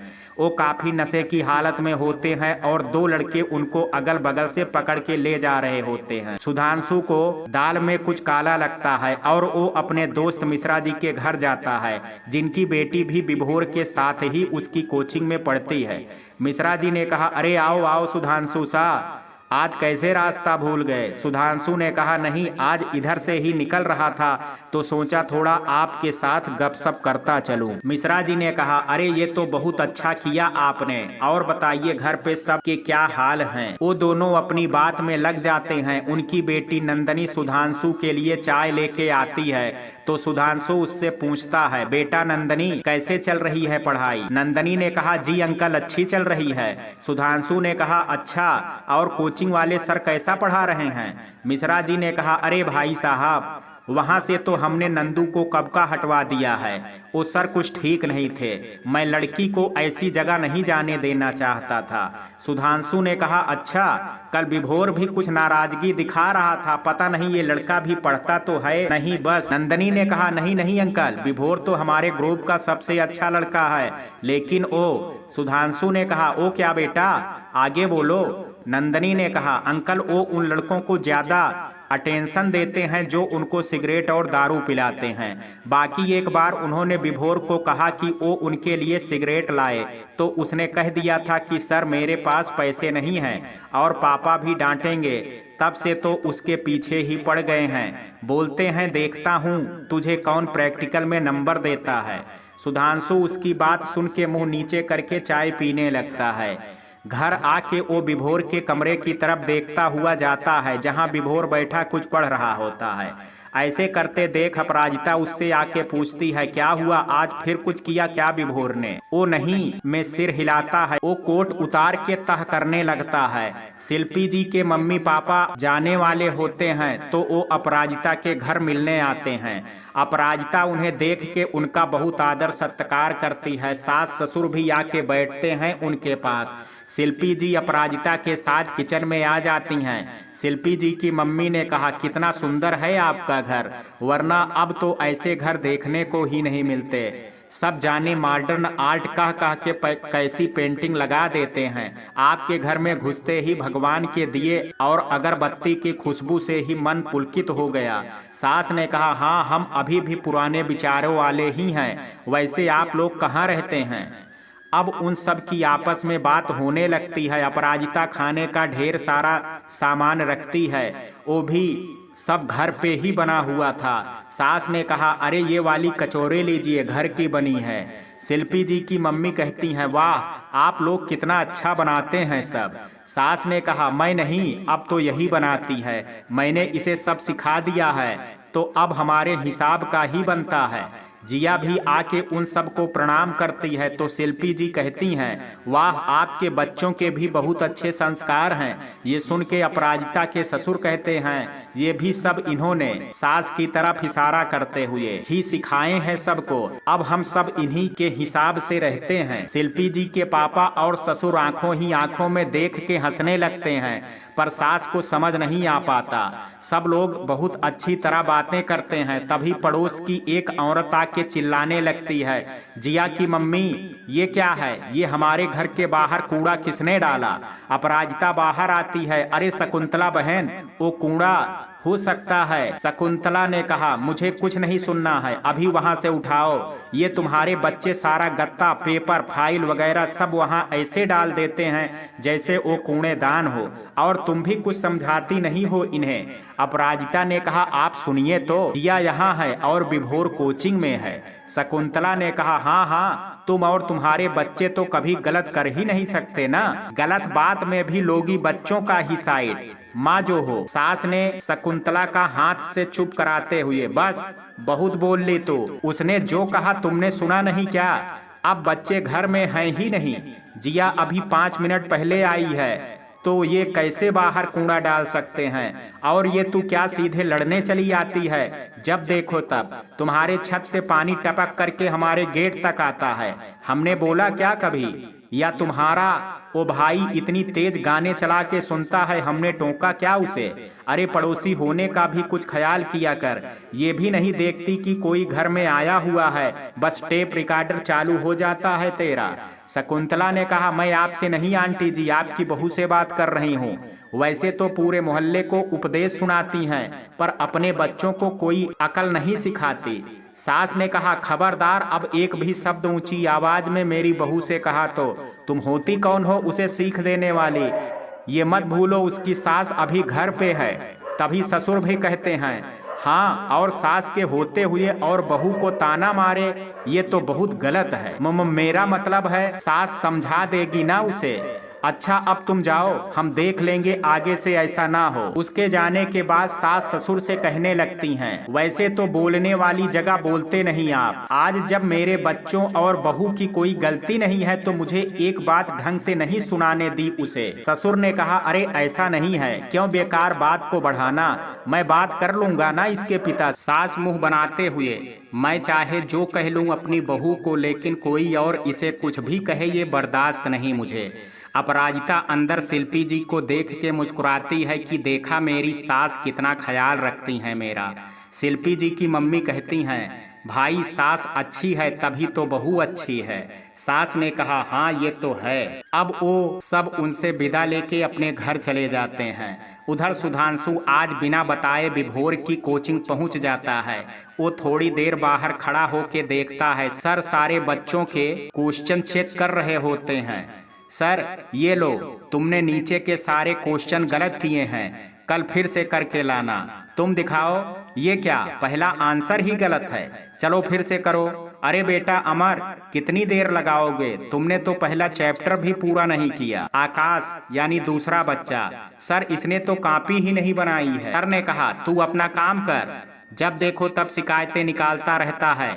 विभोर तुम दिखाओ, ये क्या, ये लास्ट आंसर क्यों छोड़ा है। विभोर ने कहा, सर वो समझ में नहीं आया था तो मैं बस अभी किसी की कॉपी लेके कर लूंगा। सर उसकी पूरी कॉपी फाड़ते हुए, ये लो और कल नई बना के लाना, समझे। विभोर ने कहा, अरे सर आपने पूरी कॉपी ही फाड़ दी, इसमें मेरे सारे चैप्टर्स लिखे थे। सर ने कहा, अब तू सिखाएगा हमें, चल निकल बाहर। विभोर, लेकिन सर आप ये गलत कर रहे हैं, आपने इन सब को तो। सर ने चटाक उसके मुंह पे थप्पड़ मारते हुए कहा ना कि निकल यहाँ से, कोई बहस नहीं। अमर निशांत धकेल के आओ इसे बाहर। वो दोनों भी उसका कॉलर पकड़ते हुए बाहर की तरफ घसीटते हैं। जैसे ही उसे बाहर धक्का देते हैं वो सुधांशु से टकरा जाता है। विभोर ने कहा, पापा आप। लड़के पीछे मुड़ के देखते हैं और एक लड़का सर को इशारा करता है। सर ने कहा, अरे विभोर के पापा आप। कैसे आना हुआ आज? ये देखिए, विभोर का मन आजकल बिल्कुल पढ़ाई में नहीं है, ना जाने क्या करता रहता है ये, लेकिन मैं इसे संभाल लूंगा, आप चिंता मत कीजिए। सुधांशु ने कहा, नहीं, अब उसकी जरूरत नहीं पड़ेगी। देखा मैंने आप उसको कैसे संभाल रहे हैं। वैसे कल आप कहाँ जा रहे थे? कुछ नशे में थे? हाँ, ये लड़के थे ना जो आपको पकड़ करके ले जा रहे थे। मयंक ने कहा, हाँ अंकल, ओ कल सर ने ज्यादा पी ली थी ना, तो खड़े भी नहीं हो पा रहे थे। सब हंसने लगते हैं। सुधांशु ने कहा, शर्म आनी चाहिए आपको। इन लड़कों से आप शराब सिगरेट मंगवाते हैं, इसके बदले आप इन्हें प्रैक्टिकल में नंबर दिलवाने की बात करते हैं। जिसने आपको इतनी सहूलियत दी है ना, उससे निपटता हूं मैं। मेरे बेटे की कॉपी आपने मेरी आंखों के सामने फाड़ी है, जबकि उसने सिर्फ एक क्वेश्चन नहीं किया था, बाकी सबकी दिखाइए किसका काम पूरा है। मुझे इन बच्चों से कोई गिला नहीं है, ये तो मेरे अपने बच्चों की तरह हैं, लेकिन आप जैसे टीचर्स को धंधा मैंने बंद नहीं कराया ना, तो मेरा नाम बदल दीजिएगा। सर, ओ हेलो, धमकी किसको दे रहे हो? हाँ, हूँ मैं ऐसा। तो क्या कर लोगे? तुम्हारे लड़के को प्रैक्टिकल क्या, अब पास भी करके देखना, मैं बताता हूँ मैं क्या चीज हूँ। विभोर ने कहा, सुधांशु का हाथ पकड़ते हुए। रहने दीजिए पापा, आप चलिए यहाँ से। सुधांशु ने कहा, अच्छा तू फेल कराएगा मेरे लड़के को? जानता हूँ किसके दम पे उछल रहा है। तेरे भाई मैनेजमेंट कमेटी के अध्यक्ष है ना, अब मेरा भी सोर्स देखेगा तू। और एक बात, फेल तो दूर, एक नंबर भी मेरे लड़के का काट के दिखाना अब तू। अब तेरा पाला बच्चे के बाप से पड़ा है, बच्चे से नहीं। चलो विभोर। सुधांशु विभोर के गले में बाहें डाल के उसे वहां से ले जाता है। वो दोनों साथ में घर पहुंचते हैं तो अपराजिता जाती है। आज पता नहीं क्या करके आया है ये लड़का, जो इसके पापा इसे अपने साथ लाए हैं। भगवान इसकी रक्षा करना। सुधांशु ने कहा, अपराजिता सुनो, जरा पानी लाना। अपराजिता पानी ला के देती है तो सुधांशु वो गिलास विभोर की तरफ बढ़ा देता है। ये देख के अपराजिता हैरानी से विभोर को देखती है, जिसकी आंखें लाल होती हैं जैसे वो बहुत रोया हो। वो फौरन उसके पास आके उसका मुंह पकड़ के पूछती है, क्या हुआ विभोर, सब ठीक तो है ना? वो कुछ बोलता नहीं है, बस इशारे से हाँ करके मुंह नीचे कर लेता है। सुधांशु ने कहा, कुछ नहीं है अपराजिता, मैंने इसकी कोचिंग छुड़वा दी है, कल से ये घर में ही पढ़ेगा, जब तक मैं अगला इंतजाम नहीं कर देता। सब खाना खा के सोने जाने लगते हैं। विभोर ने कुछ नहीं खाया होता। अपराजिता उसके लिए गिलास में दूध ले जाती है। सुधांशु भी उसके पीछे पीछे विभोर के कमरे में आता है। अपराजिता ने कहा, चल कुछ खाया नहीं है, कम से कम दूध तो पी लो। वो धीरे धीरे दूध पीने लगता है। फिर जैसे ही मम्मी पापा वहां से जाने लगते हैं तो वो पीछे से सुधांशु का हाथ पकड़ के कहता है, पापा आज मैं आपके पास सो जाऊं? सुधांशु मुस्कुरा के उसके सर पे हाथ फेरते हुए हाँ का इशारा करता है। अपराजिता बाप बेटे को ऐसा प्यार देख के हैरान हो जाती है और उसकी आंखों में आंसू आ जाते हैं। जब वो सुधांशु और अपराजिता के कमरे में सो जाता है तो सुधांशु किचन में आता है, जहां अपराजिता साफ सफाई कर रही होती हैं। सुधांशु ने कहा, किचन की स्लैब पे बैठता हुआ, तुमने सही कहा था अपराजिता, बच्चों की बात भी सुननी चाहिए। फिर वो उसको पूरा किस्सा सुनाता है। अपराजिता मुंह खोले उसकी बात सुन के कहती है, आपने इतना सब कर लिया, सच में हीरो ही हैं आप घर के। वो ये कह के शर्मा के काम करने लगती है तो सुधांशु भी हंसते हुए पूछता है, और तुम्हारे? अपराजिता ने कहा, हाँ क्या? सुधांशु ने कहा, अरे बाबा तुम्हारा भी हीरो ही हूँ क्या मैं? या अपराजिता उसके सीने से लगते हुए, मेरे तो हमेशा से ही हैं। शिल्पी जी आज जब स्कूटी से अपने घर जा रही होती हैं तो उन्हें भैरवी हाथ में बड़ा सा बैग लिए बस स्टॉप जाती दिखती है। उस दिन के हादसे के बाद उन्हें खुद जाकर के उससे पूछना पड़, कहाँ जा रही हो, कुछ ठीक नहीं लगता। वो स्कूटी रोक के ये देखने के लिए खड़ी हो जाती हैं कि ये जा कहाँ रही है। अब घर में विभोर के अपने पापा के साथ बॉन्डिंग देख के अपराजिता को बहुत खुशी होती है। आखिर कुछ भी हो, परिवार में खुशियां हो तो सबसे बड़ी बात होती है। जिया ने कहा, मम्मी आज आपने सब कुछ विभोर की ही पसंद का क्यों बनाया है? अपराजिता ने कहा, दो भाइयों की अकेली बहन है, हर बार तो तेरी पसंद का ही सब बनता है ना, तो फिर ये जलन क्यों? खा ले चुपचाप। अपराजिता हंस के जिया से कहती है, तो सुधांशु भी प्यार से विभोर की तरफ देखता है, जो मम्मी के हाथ के बनाए दाल के पराठे खाने में मगन होता है। सुधांशु को उसके सर द्वारा विभोर को बदतमीजी से बाहर निकालना याद आता है, तो वो अपने गुस्से को दबाते हुए विभोर के सर पे हाथ फेरता है। उसे बड़ा अफसोस होता है कि क्यों उसने अपने बेटे की बात नहीं सुनी। उस आदमी की हिम्मत कैसे हुई मेरे बेटे से इस तरह का व्यवहार करने की, उसे तो मैं छोड़ूंगा नहीं। सुधांशु ने कहा, अपराजिता, आज मुझे आने में थोड़ी देर हो सकती है। अपराजिता ने कहा, ठीक है जी, टिफिन लेते जाइएगा। सुधांशु ने कहा, हाँ। शिल्पी जी इधर इंस्टीट्यूट पहुंच के बच्चों की क्लास लेती हैं, फिर वो बड़ी दुविधा में पड़ जाती हैं। जूही को देख के उसके पास जाती हैं, जो अपने फोन में लगी कुछ कर रही होती है। शिल्पी जी ने कहा, क्या हुआ जूही, क्या ढूंढ रही हो मोबाइल में इतनी बेसब्री से? जूही ने कहा, कुछ नहीं शिल्पी दी, मैं वो अपने एक फ्रेंड चेतना को मैसेज कर रही थी, पर वो गलती से चेतन जी को सेंड हो गया। मेरे डिलीट करने से पहले उन्होंने उसे पढ़ भी लिया। शिल्पी जी ने कहा, क्या लिखा था उसमें? जूही ने कहा, कितने दिन हो गए हमें मिले, कभी याद भी कर लिया करो। अब उसकी बात सुन के शिल्पी जी अपनी हंसी रोक के पूछती हैं, अच्छा तो जवाब आया? जूही उनकी तरफ परेशानी से देख के कहती है, अरे जवाब क्यों आएगा, लेकिन अब मैं उन्हें मैसेज कर रही हूं कि वो गलती से आपको चला गया मेरी फ्रेंड के बजाय, तो नेट ही नहीं चल रहा है। तभी उधर से जूही को मोबाइल पे चेतन का फोन आ जाता है। जूही देख के एकदम सकुचा जाती है और शिल्पी जी हंसते हुए उसे कॉल रिसीव करने को कहती हैं। जूही ने कहा, हेलो, सॉरी चेतन जी, वो एक्चुअली मैं अपनी फ्रेंड चेतना को फोन कर रही थी।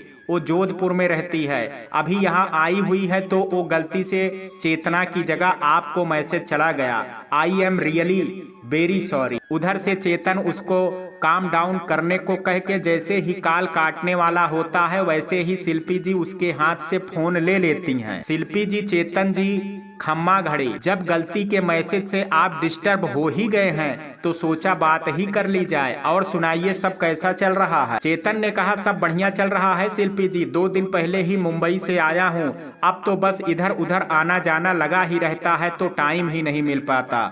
शिल्पी जी ने कहा, अच्छा, आप खुद भी टूर पे रहते हैं और एम्प्लॉइज को भी टूर पे भेजते रहते हैं क्या? चेतन ने कहा, नहीं, मैंने तो किसी को टूर पे नहीं भेजा है, किसकी बात कर रही हैं आप? शिल्पी जी ने कहा, मैं तो वो, क्या नाम था उस लड़की का, हाँ, भैरवी, उसी की बात कर रहा हूँ। कल मुझे वो माउंट आबू की बस में जाती दिखी और किसी से फोन पे कहती जा रही थी कि उसे कंपनी के काम से जाना पड़ रहा है। चेतन ने कहा, नहीं, वो तो यहाँ से जा चुकी है, हो सकता है कोई और कंपनी ज्वाइन कर ली हो, मुझे इस बारे में कुछ नहीं पता है। शिल्पी जी ने कहा, ओह, ये हो सकता है, चलिए कोई बात नहीं, किसी दिन आइए घर पे, चिंटू भी आपको याद कर रहा था। चेतन ने कहा, हाँ बिल्कुल, मिलता हूँ किसी दिन। शिल्पी जी, ओके बाय। तभी अपराजिता की क्लास खत्म हो जाती है और वो भी वहाँ आ जाती है। वो बैठते हुए, अरे आप दोनों अकेले चाय पी रहे हो, मेरी नहीं मंगवाई क्या? जूही ने कहा, हाँ जी, क्यों नहीं, ये लीजिए, अभी गर्म ही है। शिल्पी जी जूही की बात अपराजिता को बताने लगती हैं और वो दोनों मिलके जूही पर खूब हंसती हैं। जूही उन दोनों से झूठ मूठ का गुस्सा दिखा के मुंह दूसरी तरफ कर लेती है। उधर चेतन सुधांशु के रूम में जाता है। सुधांशु ने कहा, अरे सर, आप मुझे बुला लिया होता। चेतन ने कहा, नहीं, बस ऐसे ही, काम का मन नहीं था, सोचा आपके साथ बैठूं। सुधांशु ने कहा, अरे प्लीज बैठिए ना सर। चेतन, और सुनाइए, घर में सब कैसे हैं? सुधांशु ने कहा। सुधांशु उसको बताने लग जाता है। चेतन उससे जतिन के इंटर्नशिप के बारे में पूछता है और फिर माँ, बाबूजी और सब के बारे में। चेतन ने कहा, अच्छा, सुना है आप टीटी टेबल टेनिस बहुत अच्छा खेलते हैं, चलिए हो जाए एक गेम। सुधांशु ने कहा, जी बिल्कुल, चलिए। दोनों टीटी रूम में पहुंचते हैं। काफी देर खेलने के बाद वो थक के बैठ जाते हैं, तो चेतन उससे कहता है, आप तो बहुत अच्छा खिलाड़ी हैं, आज बहुत दिन बाद कोई इतना अच्छा खेलने वाला मिला है। सुधांशु ने कहा, हाँ, अब तो टाइम ही नहीं मिलता है सर, जल्दी हाँफ जाता हूँ, वरना पहले तो बिना थके खेलता रहता था। चेतन ने कहा 2 जूस ऑर्डर करते हुए, चलिए थोड़ा सुस्ता लिया जाए। फिर उसको कुछ सोचते देख चेतन उससे पूछता है कि क्या सोच रहे हैं, ऑल वेल ना? सुधांशु ने कहा जी सब ठीक है। कल मैं अचानक विभोर की कोचिंग गया और मैंने देखा। वो सारी बात चेतन को बताता है। चेतन सुनता है, फिर उसे धैर्य रखने को कहता है। तभी वहां प्रेरणा आके कहती है, सर हमारा पुराना ऑर्डर अब हमारी राइवल कंपनी को मिल गया है, क्या करना है अब? सुधांशु किसी को फोन मिला के बात करने लगता है।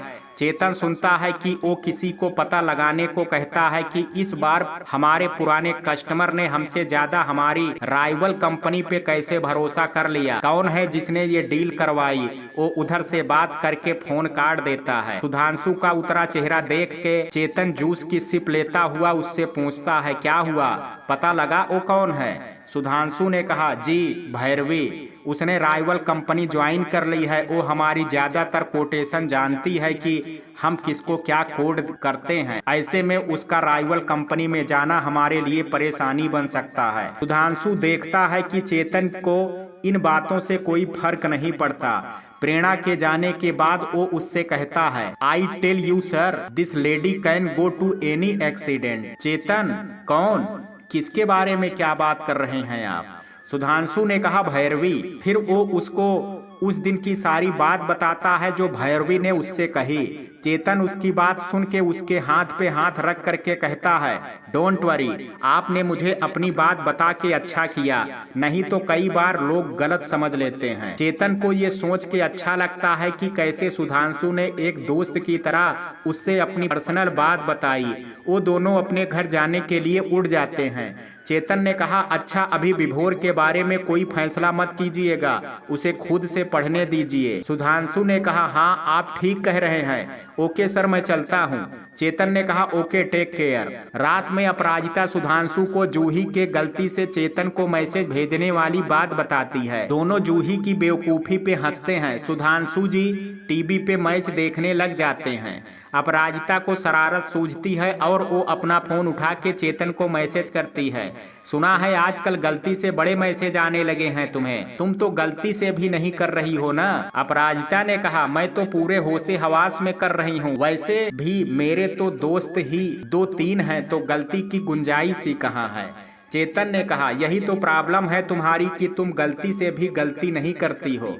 अपराजिता ने कहा तो फिर शुरू हो गया ना? चेतन ने कहा ओह मिसेज अपराजिता, सुधांशु राय वाला अब क्या मजाक भी नहीं कर सकता तुमसे? अपराजिता ने कहा अच्छा सुन, वो हमारे साथ का कालिया था ना? चेतन ने कहा कौन? वो जो ओह अपने शोले का कालिया। अपराजिता हाँ वही, मिला था मुझे परसों।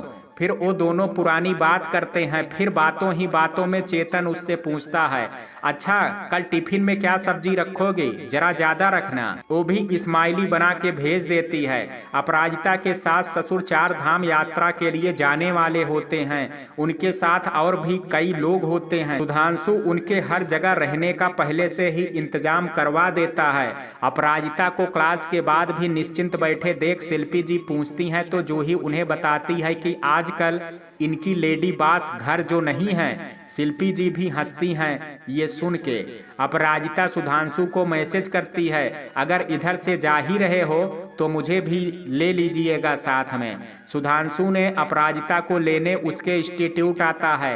रास्ते में वो दोनों खाना पैक करवा के घर पहुंचते हैं। सुधांशु को जतिन के दोस्त का फोन आता है। सुधांशु ने कहा हाँ उदय बोलो सब ठीक है? हाँ हाँ अच्छा ठीक है, चलो मैं पहुंचता हूं कल शाम तक।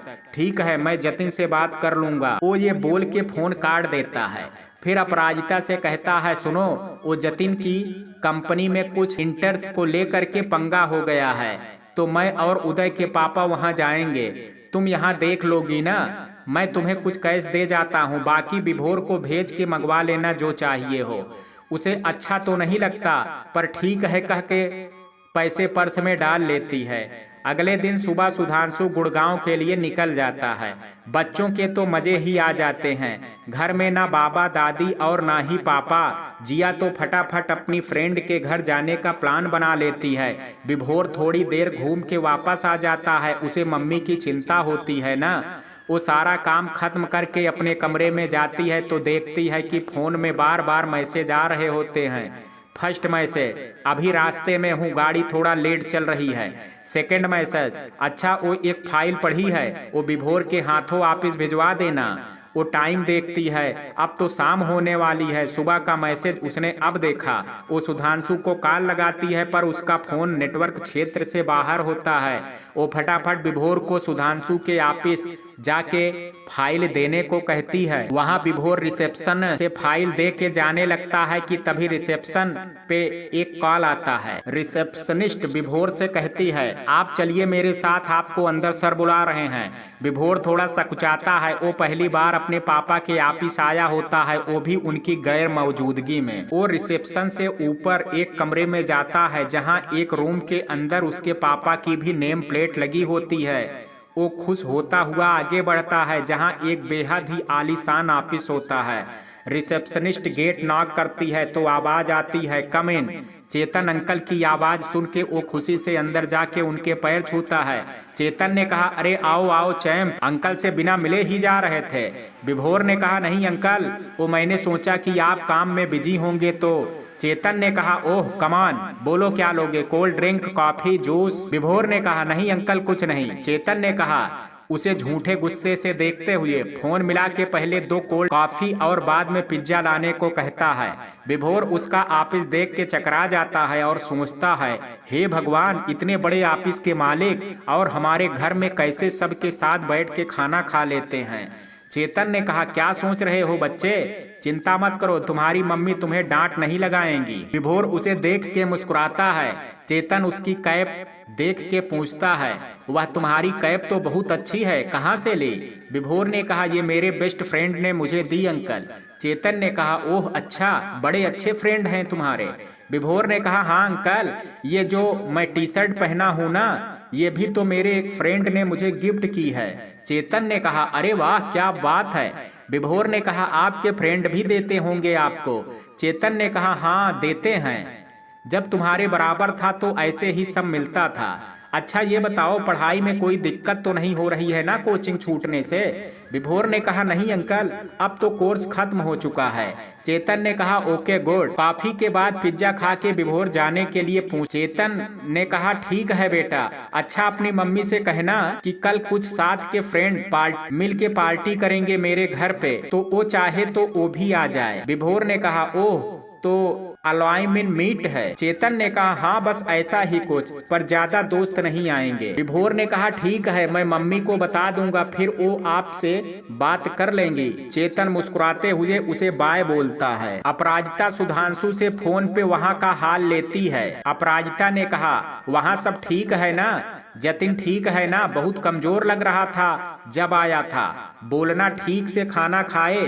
सुधांशु ने कहा, हाँ हाँ भाई, सब बोल दिया है, अब थोड़ी देर पहले ही तो आया हूँ। आज जरा बाप बेटे की बातें तो करने दो, फिर कल इनके ऑफिस भी जाना है। अपराजिता ने कहा, ओह अच्छा है, एक बात सुनिए, आज विभोर को आपके ऑफिस भेजा था वो फाइल देने। उसको चेतन ने बोला कि कल हमारे साथ के कुछ दोस्त मिल रहे हैं, तो मैं भी चली जाऊं क्या? नहीं, अगर आपको ठीक ना लगे तो रहने देती हूँ। सुधांशु ने कहा, अरे चली जाओ भाई, इससे क्या होता है। अब फोन रख के अपराजिता सोचने लगती है कि कल वो क्या पहन के जाए। जिया भी नहीं है जो उसकी इसमें हेल्प कर दे। इनके पापा को मैसेज करूंगी तो वो डिस्टर्ब होंगे, क्या करूं वो ये सोचती है। वो चेतन को मैसेज करके पूछती है कि कौन कौन आ रहा है, लेकिन कोई जवाब नहीं आता तो वो सोचती है कि शायद बिजी होगा कहीं। चलो कोई नहीं, ये विभोर कहाँ रह गया पता नहीं। वो विभोर को फोन लगाती है जो बाहर बच्चों का क्रिकेट मैच देख रहा होता है। उसके बुलाने पे वो फौरन आता है। अपराजिता ने कहा, विभोर देख बेटा, थोड़ा हेल्प करना, ये बता मैं क्या पहन के जाऊं? विभोर थोड़ी देर सोच के कहता है, मम्मी आज आपके फ्रेंड होंगे तो आप जीन्स टॉप पहन के जाओ, हम सब की जीन्स और टॉप ट्राई करके देखो, मैं लाता हूँ। अपराजिता कहती है, तू पागल हो गया है क्या? रहने दे, ये सब नहीं पहनना मुझे। विभोर ने कहा, तो फिर मुझे क्यों बुलाया था मम्मी? जो पहनना है पहन लो।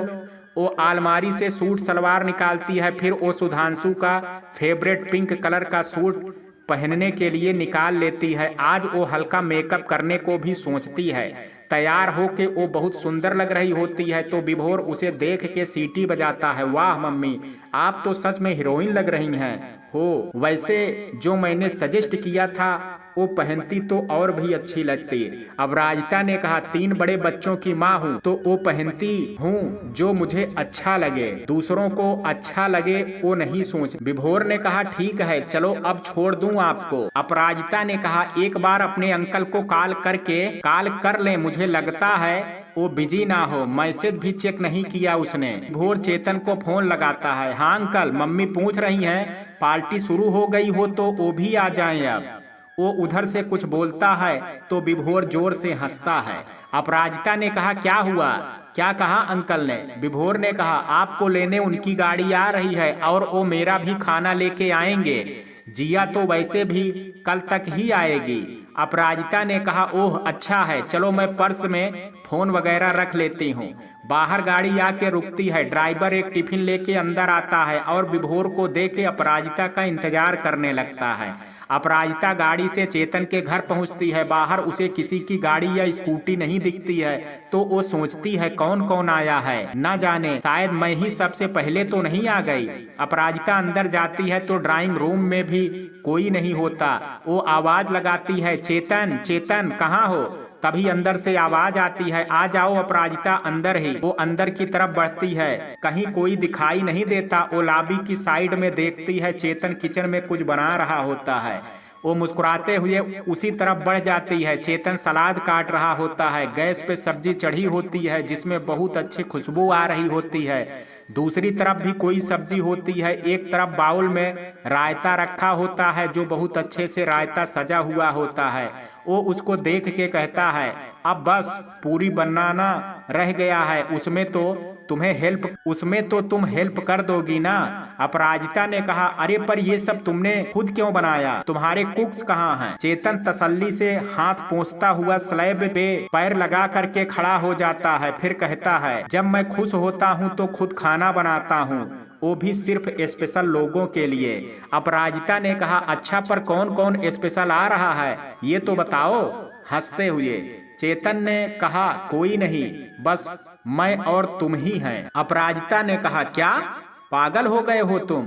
किसी को बुलाया नहीं और मुझे कहलवाया कि पुराने दोस्त आ रहे हैं। चेतन ने कहा, हाँ तो मैं तुम्हारा दोस्त और तुम मेरी, किसी और को क्या बुलाऊं? हम दोनों कम हैं क्या? या फिर तुम मेरे साथ असहज महसूस हो रहा हो अकेले में? अपराजिता ने कहा अपना सर पीटते हुए, तुम सच में पागल हो। मैं पहले भी तो तुम्हारे साथ अकेले थी, भूल गए दिल्ली में? और हम दोनों कैसे हैं इससे फर्क नहीं पड़ता चेतन। तुम तो जानते हो समाज कैसा है। किसी को पता चलेगा कि मैं और तुम ही मिलके पार्टी कर रहे थे तो वो भी तुम्हारे घर में, तो पता नहीं क्या क्या बातें बनाएंगे, कोई उम्र नहीं देखेगा हमारी। चेतन ने मुस्कुराते हुए अपराजिता की ओर देखता है। आज तक मुझे सच्चा दोस्त फिर मिला ही नहीं, किसी पे ट्रस्ट नहीं कर पाता हूँ अब। जैसे तुमसे बात कर लेता हूँ ना, वैसे किसी से भी दिल खोल के बात नहीं कर सकता अब। फिर तुम मेरी बात सुन के मुझे डांटती भी हो, समझाती भी हो, ऐसा कोई नहीं करता अब। वो दोनों यूं ही बातें करते हाल में आ जाते हैं। अपराजिता सोफे पे बैठ जाती है और चेतन वहीं उसके पास नीचे काउच पे बैठ जाता है।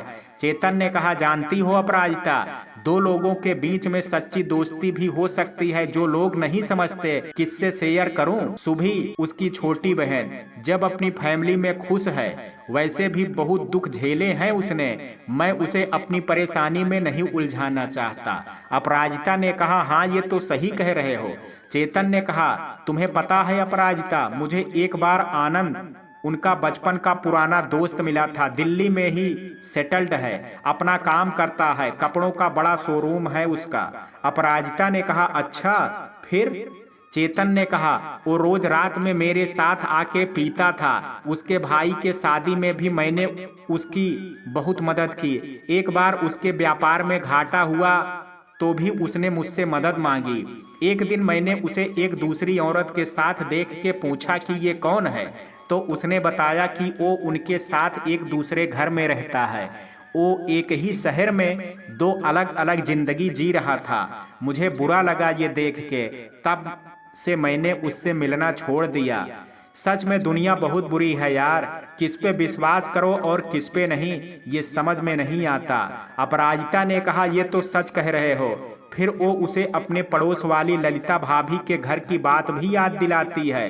बताओ, कोई देख के कहेगा भला कि ऐसे गैर कानूनी काम करते होंगे, पर देखो पूरा घर शामिल था। बात करते करते वो अंदर अपराजिता के लिए कॉफी लेने जाता है तो अपराजिता हाथ रगड़ते हुए सोचती है कि ना जाने क्यों मुझे उलझन हो रही है। ये सुनेंगे तो पता नहीं क्या सोचेंगे कि मैं अकेले इसके घर आ गई, और माँ जी को पता चला तब तो बाप रे कह के वो खड़ी हो जाती है। तभी चेतन हाथ में ट्रे लिए आता है।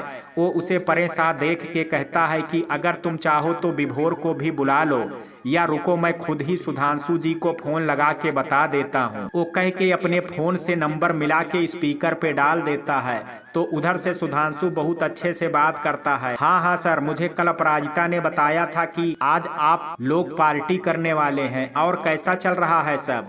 बीच में ही अपराजिता बोल पड़ती है, जिया के पापा हम खुश हैं, आप अपना ध्यान रखिएगा और जतिन को भी प्यार कहिएगा। फिर सुधांशु हंसता हुआ उधर से कहता है, चलिए यू कैरी ऑन, मैं भी जरा अंदर जाने वाला हूँ, ओके बाय, टेक केयर। चेतन फोन काटने के बाद महसूस करता है कि अपराजिता के चेहरे पे अब चिंता के भाव नहीं होते। वो उसका हाथ पकड़ के सोफे पे बैठाता है और कॉफी उठा के उसे देता है। चेतन ने कहा, एक बात कहूँ अपराजिता, ये रंग तुम पे बहुत खिल रहा है, सूट का गुलाबी रंग तुम्हारे चेहरे पे भी आ रहा है। अपराजिता कॉफी पीते हुए, हाँ तुम्हें भी पिंक कलर पसंद है ना। फिर नीचे देखते हुए, ये मेरा फेवरेट है, जिया के पापा ने गिफ्ट किया था पिछले करवा चौथ पे। चेतन ने कहा, हाँ तभी और ग्लो कर रही हो इसमें। अच्छा एक बात बताओ, तुम्हें जिया के पापा से कब प्यार हुआ, शादी के पहले या शादी के बाद? अपराजिता ने कहा, प्यार तो पहले ही हुआ था, बाद में तो वो जैसे मेरा ही हिस्सा बन गए। उनको कुछ हो तो दर्द मुझे होता है, इसलिए कहती हूँ चेतन शादी कर लो। चेतन उसकी तरफ देख के हंसता हुआ कहता है, जब उम्र थी तब नहीं की तो अब क्या करूँगा, तुमने तो इंतजार किया नहीं मेरा, अब क्या फायदा ये कहने का।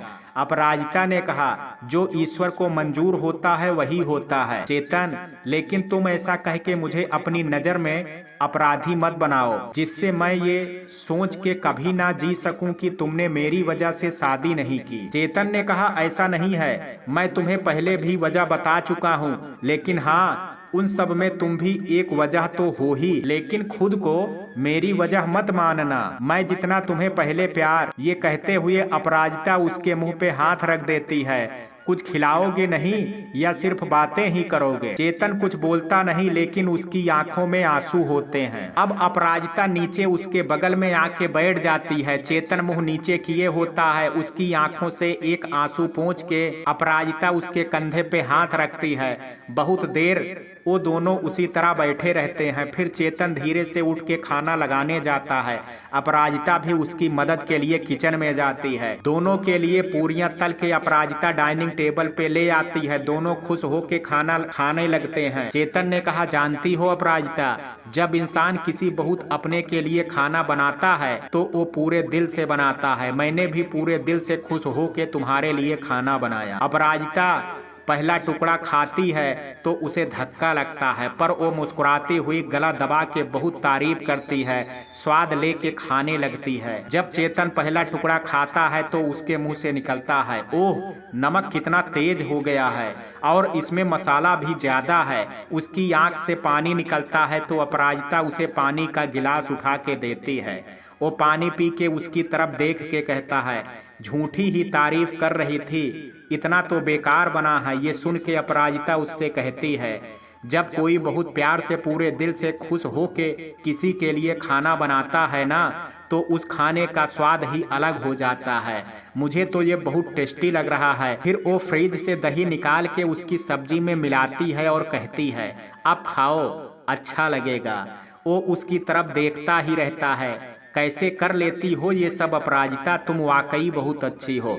अपराजिता मुस्कुराते हुए, अब देखो एक बात तो अच्छी है, लोग सोचते हैं कि अगर कोई पुराने साथी मिल रहे हैं तो उनके बीच कुछ गलत रिश्ता ही होगा। लोग ये क्यों नहीं समझते कि मिलने का मतलब हमेशा गलत ही नहीं होता, हो सकता है बहुत खूबसूरत विश्वास का रिश्ता हो।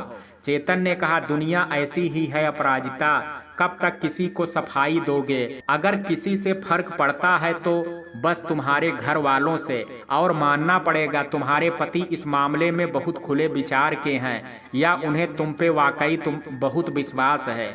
अपराजिता ने कहा, हाँ, जिया के पापा को मुझ पे विश्वास है, क्योंकि वो भी मुझसे बहुत प्यार करते हैं, और वैसे उन्हें ये भी पता है कि तुम कैसे हो। दोनों मुस्कुरा के खाना खाने लगते हैं। चेतन का फोन बजता है, वो फोन उठाते ही कहता है, ओह कहो आज कैसे याद कर लिया? वैसे सही दिन याद किया है। अच्छा, क्या बात कर रहे हो?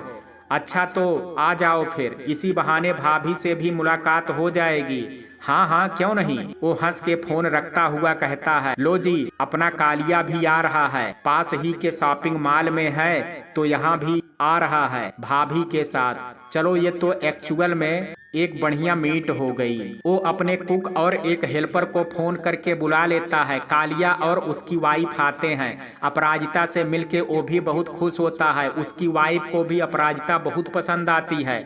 चारों खुशी खुशी बात करते हैं। अपराजिता विभोर को मैसेज करके लेने आने को बोल देती है। थोड़ी देर में विभोर भी वहां आ जाता है। सबके पैर छू के वो उन सब से मिलता है। देखो अच्छा है ना मम्मी, आप अपने दोस्तों से मिल ले। विभोर ड्राइंग रूम में अपराजिता से कहता है। चेतन कालिया और उसकी वाइफ को बाहर तक छोड़ने गया होता है।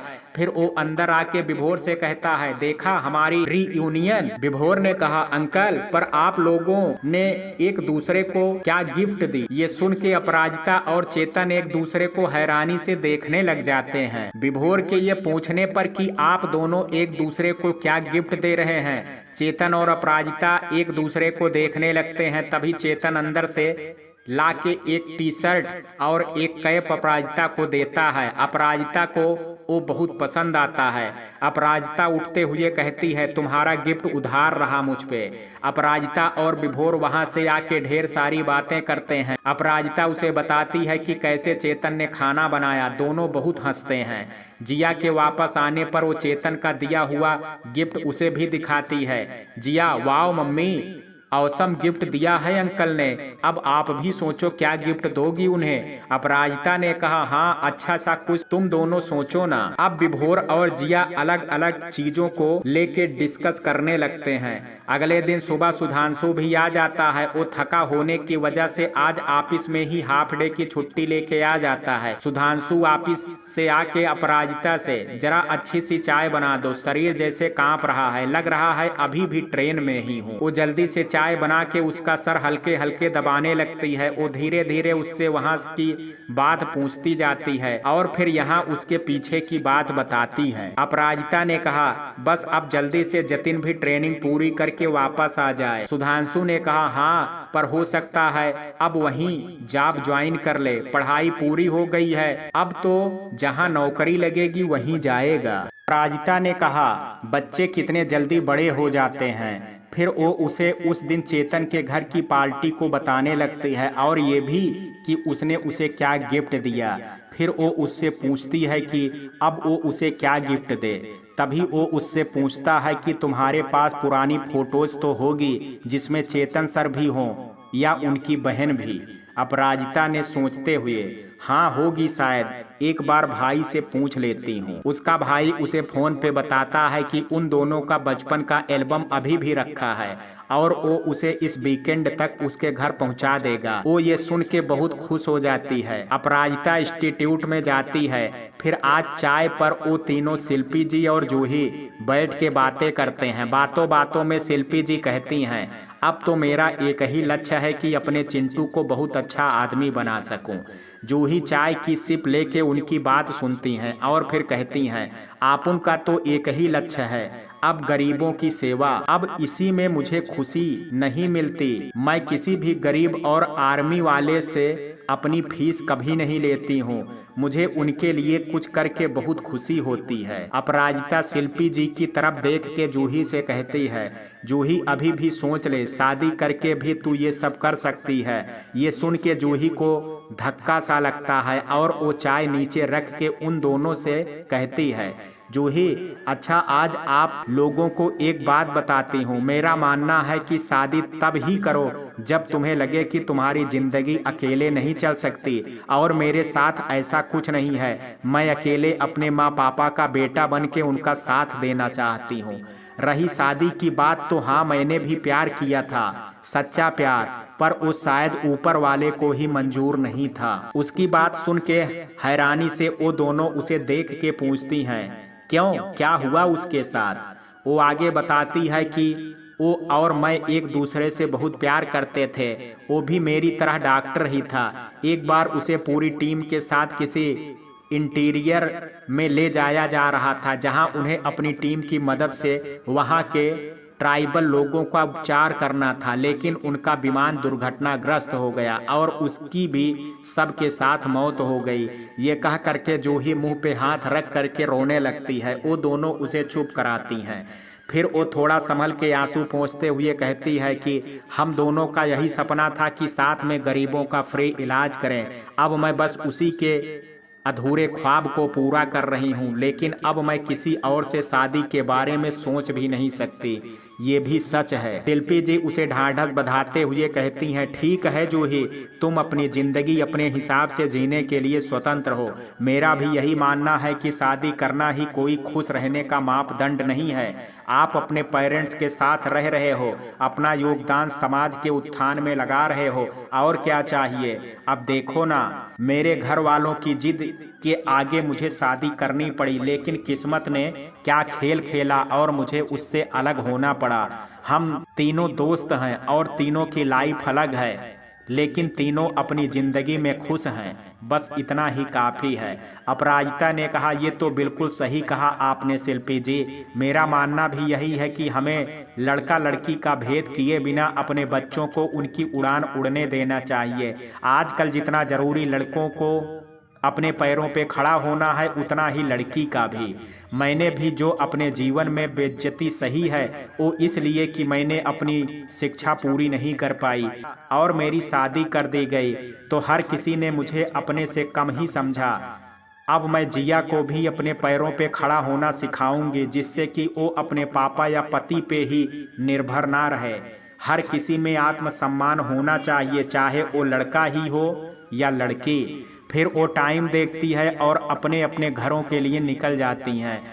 इस इतवार अपराजिता का भाई उसके लिए एल्बम भिजवा देता है। अपराजिता अपने बचपन की फोटो देख के फूली नहीं समाती। उसमें कुछ फोटो उसकी चेतन और सुभी के साथ भी होती है, जिसमें या तो वो सुभी का जन्मदिन मना रही होती है या किसी त्योहार पे खेलते दिखते हैं। वो दोनों बच्चों और सुधांशु को भी फोटोज दिखाती है। वो तीनों उसे देख के बहुत हंसते हैं। सुधांशु ने कहा, देखो इसमें तुम्हारी मम्मी रोते हुए खड़ी हैं। विभोर ने कहा, अरे मम्मी, इसमें चेतन अंकल तो पहचान में ही नहीं आ रहे हैं, कितने क्यूट लग रहे हैं ना। जिया ने कहा, ये क्या मम्मी, आपने कैसी फ्रॉक पहनी हुई है इसमें, और आपकी चोटी तो देखो। सुधांशु ने धीरे से कहा, वैसे तुम भी बहुत क्यूट लग रही हो सब। अपराजिता ये सुन के मुस्कुराते हुए नीचे मुंह कर लेती है। सुधांशु ने कहा, अच्छा सुनो, अब इसमें से कुछ फोटोज को वॉल हैंगिंग अपराजिता को ला के दिखाता है। अपराजिता को भी वो बहुत पसंद आता है। वो उसमें कुछ चुनिंदा फोटोज लगाने लगती है। जब वो फोटोज उसमें लगा चुकी होती है तो सुधांशु उससे शाम को कुछ अच्छा खाना बनाने को कहती है। वो उसे ये बताता है कि आज शाम को चेतन सर को यहीं डिनर पे इनवाइट करते हैं, फिर तुम ये गिफ्ट उन्हें दे देना। अपराजिता आंसू भरी आंखों से सुधांशु को देखते हुए कहती है, सच में इतना प्यारा गिफ्ट आपने बनवाया, मैं तो सोच भी नहीं सकती।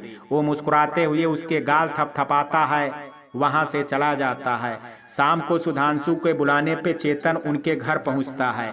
चेतन ने कहा, क्या बात है, अभी तक अंकल आंटी नहीं आए। सुधांशु ने कहा, अभी कहाँ, उन्हें तो 1 महीना और लगेगा अभी। वो तो 4 धाम पूरे करके ही आएंगे और हर जगह रुक के वहाँ का आनंद भी ले रहे हैं। चेतन ने कहा, ये भी कितनी अच्छी जिंदगी है ना, बच्चे सेटल्ड हो जाएं, पोते पोते भी बड़े हो जाएं, फिर आराम का जीवन। अपराजिता ने कहा, हाँ, और इस आराम के जीवन के लिए बच्चे भी होने चाहिए। तो कुछ सोचा तुमने या फिर मुझे ही ढूंढना पड़ेगा? चेतन उसकी तरफ देख के मुस्कुराते हुए कहता है, इतनी भी जल्दी क्या है, जस्ट वेट एंड वॉच। वो अपराजिता का बनाया खाना बहुत स्वाद लेके खा रहा होता है। तभी अपराजिता विभोर से गिफ्ट ला के उसे देने को कहती है। अपराजिता के हाथ में अपने बचपन की फोटोज देख के चेतन के एक्सप्रेशन ही बदल जाते हैं, कभी बहुत खुश, कभी आंखों में आंसू। वो एक एक फोटो को बहुत तसल्ली से देखता है और हर फोटो से उस वक्त की कहानी उसे याद आने लगती है। चेतन, याद है अपराजिता, इस फोटो के बाद ही हम तीनों की कितनी पिटाई हुई थी, और ये देखो, इसमें तुमने और सुभी ने मेरे कपड़े पहने हुए हैं, इसमें हम दोनों ही केक काट रहे हैं, जबकि जन्मदिन तुम्हारा था। अपराजिता भी हाँ कह के उन सब बातों को याद करने लगती है। सुधांशु और बच्चे उन्हें देख के खुश होते हैं। जिया सब के लिए कॉफी बना के लाती है।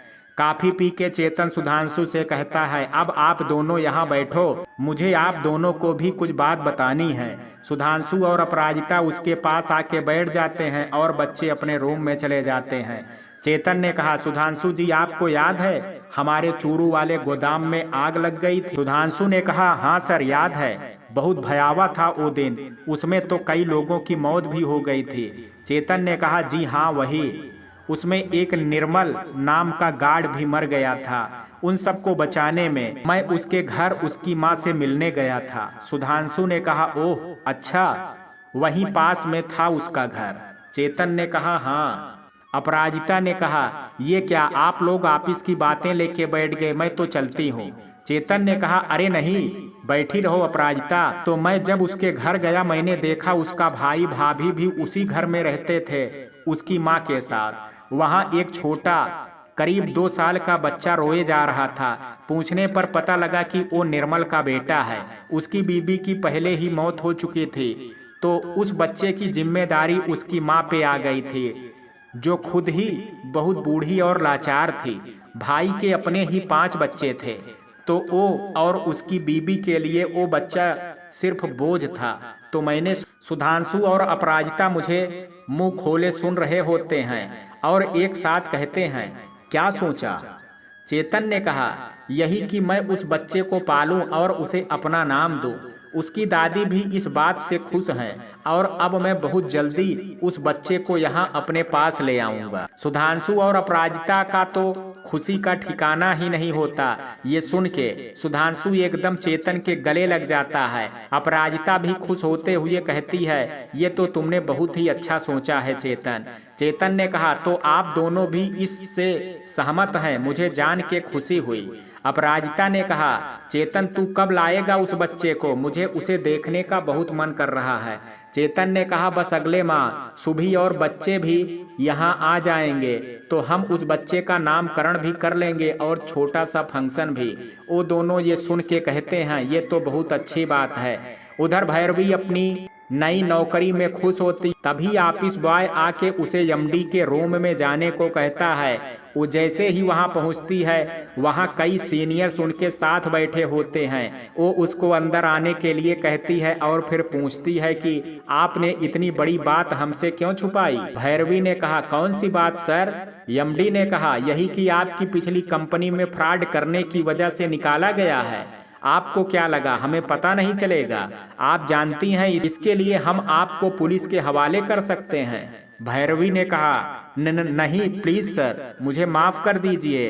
एमडी ने कहा, इनका लेटर इन्हें दो और फौरन यहाँ से बाहर करो इन्हें। वापस मुझे ऑफिस में नहीं दिखनी चाहिए ये। भैरवी रोती हुई टर्मिनेशन लेटर ले करके बाहर आती है। वो पुराने ऑफिस में फोन लगाती है तो उधर से प्रेरणा फोन उठाती है। उसके पूछने पे वो बताती है कि तुमने जिस तरह से हमारे पुराने क्लाइंट को फेवर में लेके कोटेशन दी, तो चेतन सर बहुत गुस्सा हुए थे। अब तुम्हारी भलाई इसी बात में है कि तुम इस शहर से बाहर ही रहो, बाहर ही कहीं नौकरी करो या फिर किसी और सेक्टर में, क्योंकि ये बात जान लो, हर बात एक सा नहीं होता है। फिर तुमने तो चेतन सर से पंगा लिया है। उधर चेतन के घर जोरों से तैयारियां चल रही होती हैं। अपराजिता संडे की सुबह ही चेतन के घर पहुंच जाती है। आज वो उसे बच्चे को लेके घर आने वाला होता है। सुभी और बच्चे भी आ चुके होते हैं। सुभी और अपराजिता की तो बातें ही खत्म नहीं होती हैं। दोनों बिल्कुल सगी बहनों की तरह घर को सजाने में लगी होती हैं। बाहर चेतन की गाड़ी का हॉर्न सुनाई देता है तो दोनों आरती की थाली लेकर के बाहर पहुंचती हैं। बच्चा चेतन की पुरानी मेड की गोद में होता है और चेतन गाड़ी चला रहा होता है। वो जैसे ही बच्चे को लेके बाहर निकलते हैं, सुभी और अपराजिता की आंखों में आंसू आ जाते हैं। बहुत ही प्यारा बच्चा होता है। चेतन उसे अपनी गोद में लेके आता है। सुभी और अपराजिता मिलके उसकी आरती उतारती हैं, फिर नजर भी उतार के अपनी गोद में लेते हैं। हर तरफ खुशी आ जाती है बच्चे के आने से। वो दोनों बच्चे को तैयार करते हैं। शाम को सब लोग आने को होते हैं। सुभी अपराजिता से पूछ के बच्चे को दूध दे के सुला देती है। शाम को सब लोग घर आते हैं। बच्चे के लिए सब ढेरों सामान भी लाते हैं। सुधांशु भी ढेरों खिलौने लाता है। एक रूम बच्चे के लिए सजा दिया जाता है जहां उसके बहुत से खिलौने होते हैं। ऑफिस के सारे स्टाफ के साथ शिल्पी जी और जूही अपने मम्मी पापा के साथ आती हैं। सब बहुत खुश होते हैं। पंडित जी पूजा करते हैं। फिर बच्चे का नाम आरव रखा जाता है। सब उसे ढेरों आशीर्वाद देते हैं। अपराजिता कहती है, चलो आज से मेरा एक और बच्चा है, ये मुझे काकी माँ कह के बुलाएगा। चेतन उसे देख के मुस्कुराता है। वो बच्चा जिया और विभोर की गोदी से ही नहीं उतरता है। तो ऐसे सब अपनी अपनी जिंदगी में आगे बढ़ जाते हैं, क्योंकि चलती का नाम ही तो जिंदगी है। तो मित्रों, ये कहानी आपको कैसी लगी, आप अपनी राय मुझे कमेंट बॉक्स में जरूर दीजिएगा। वीडियो पसंद आया हो तो वीडियो को लाइक शेयर, अगर चैनल पर पहली बार विजिट कर रहे हैं तो कृपया चैनल को सब्सक्राइब करना ना भूलें। कल मिलते हैं एक नई कहानी के साथ। तब तक के लिए जय हिंद, जय भारत।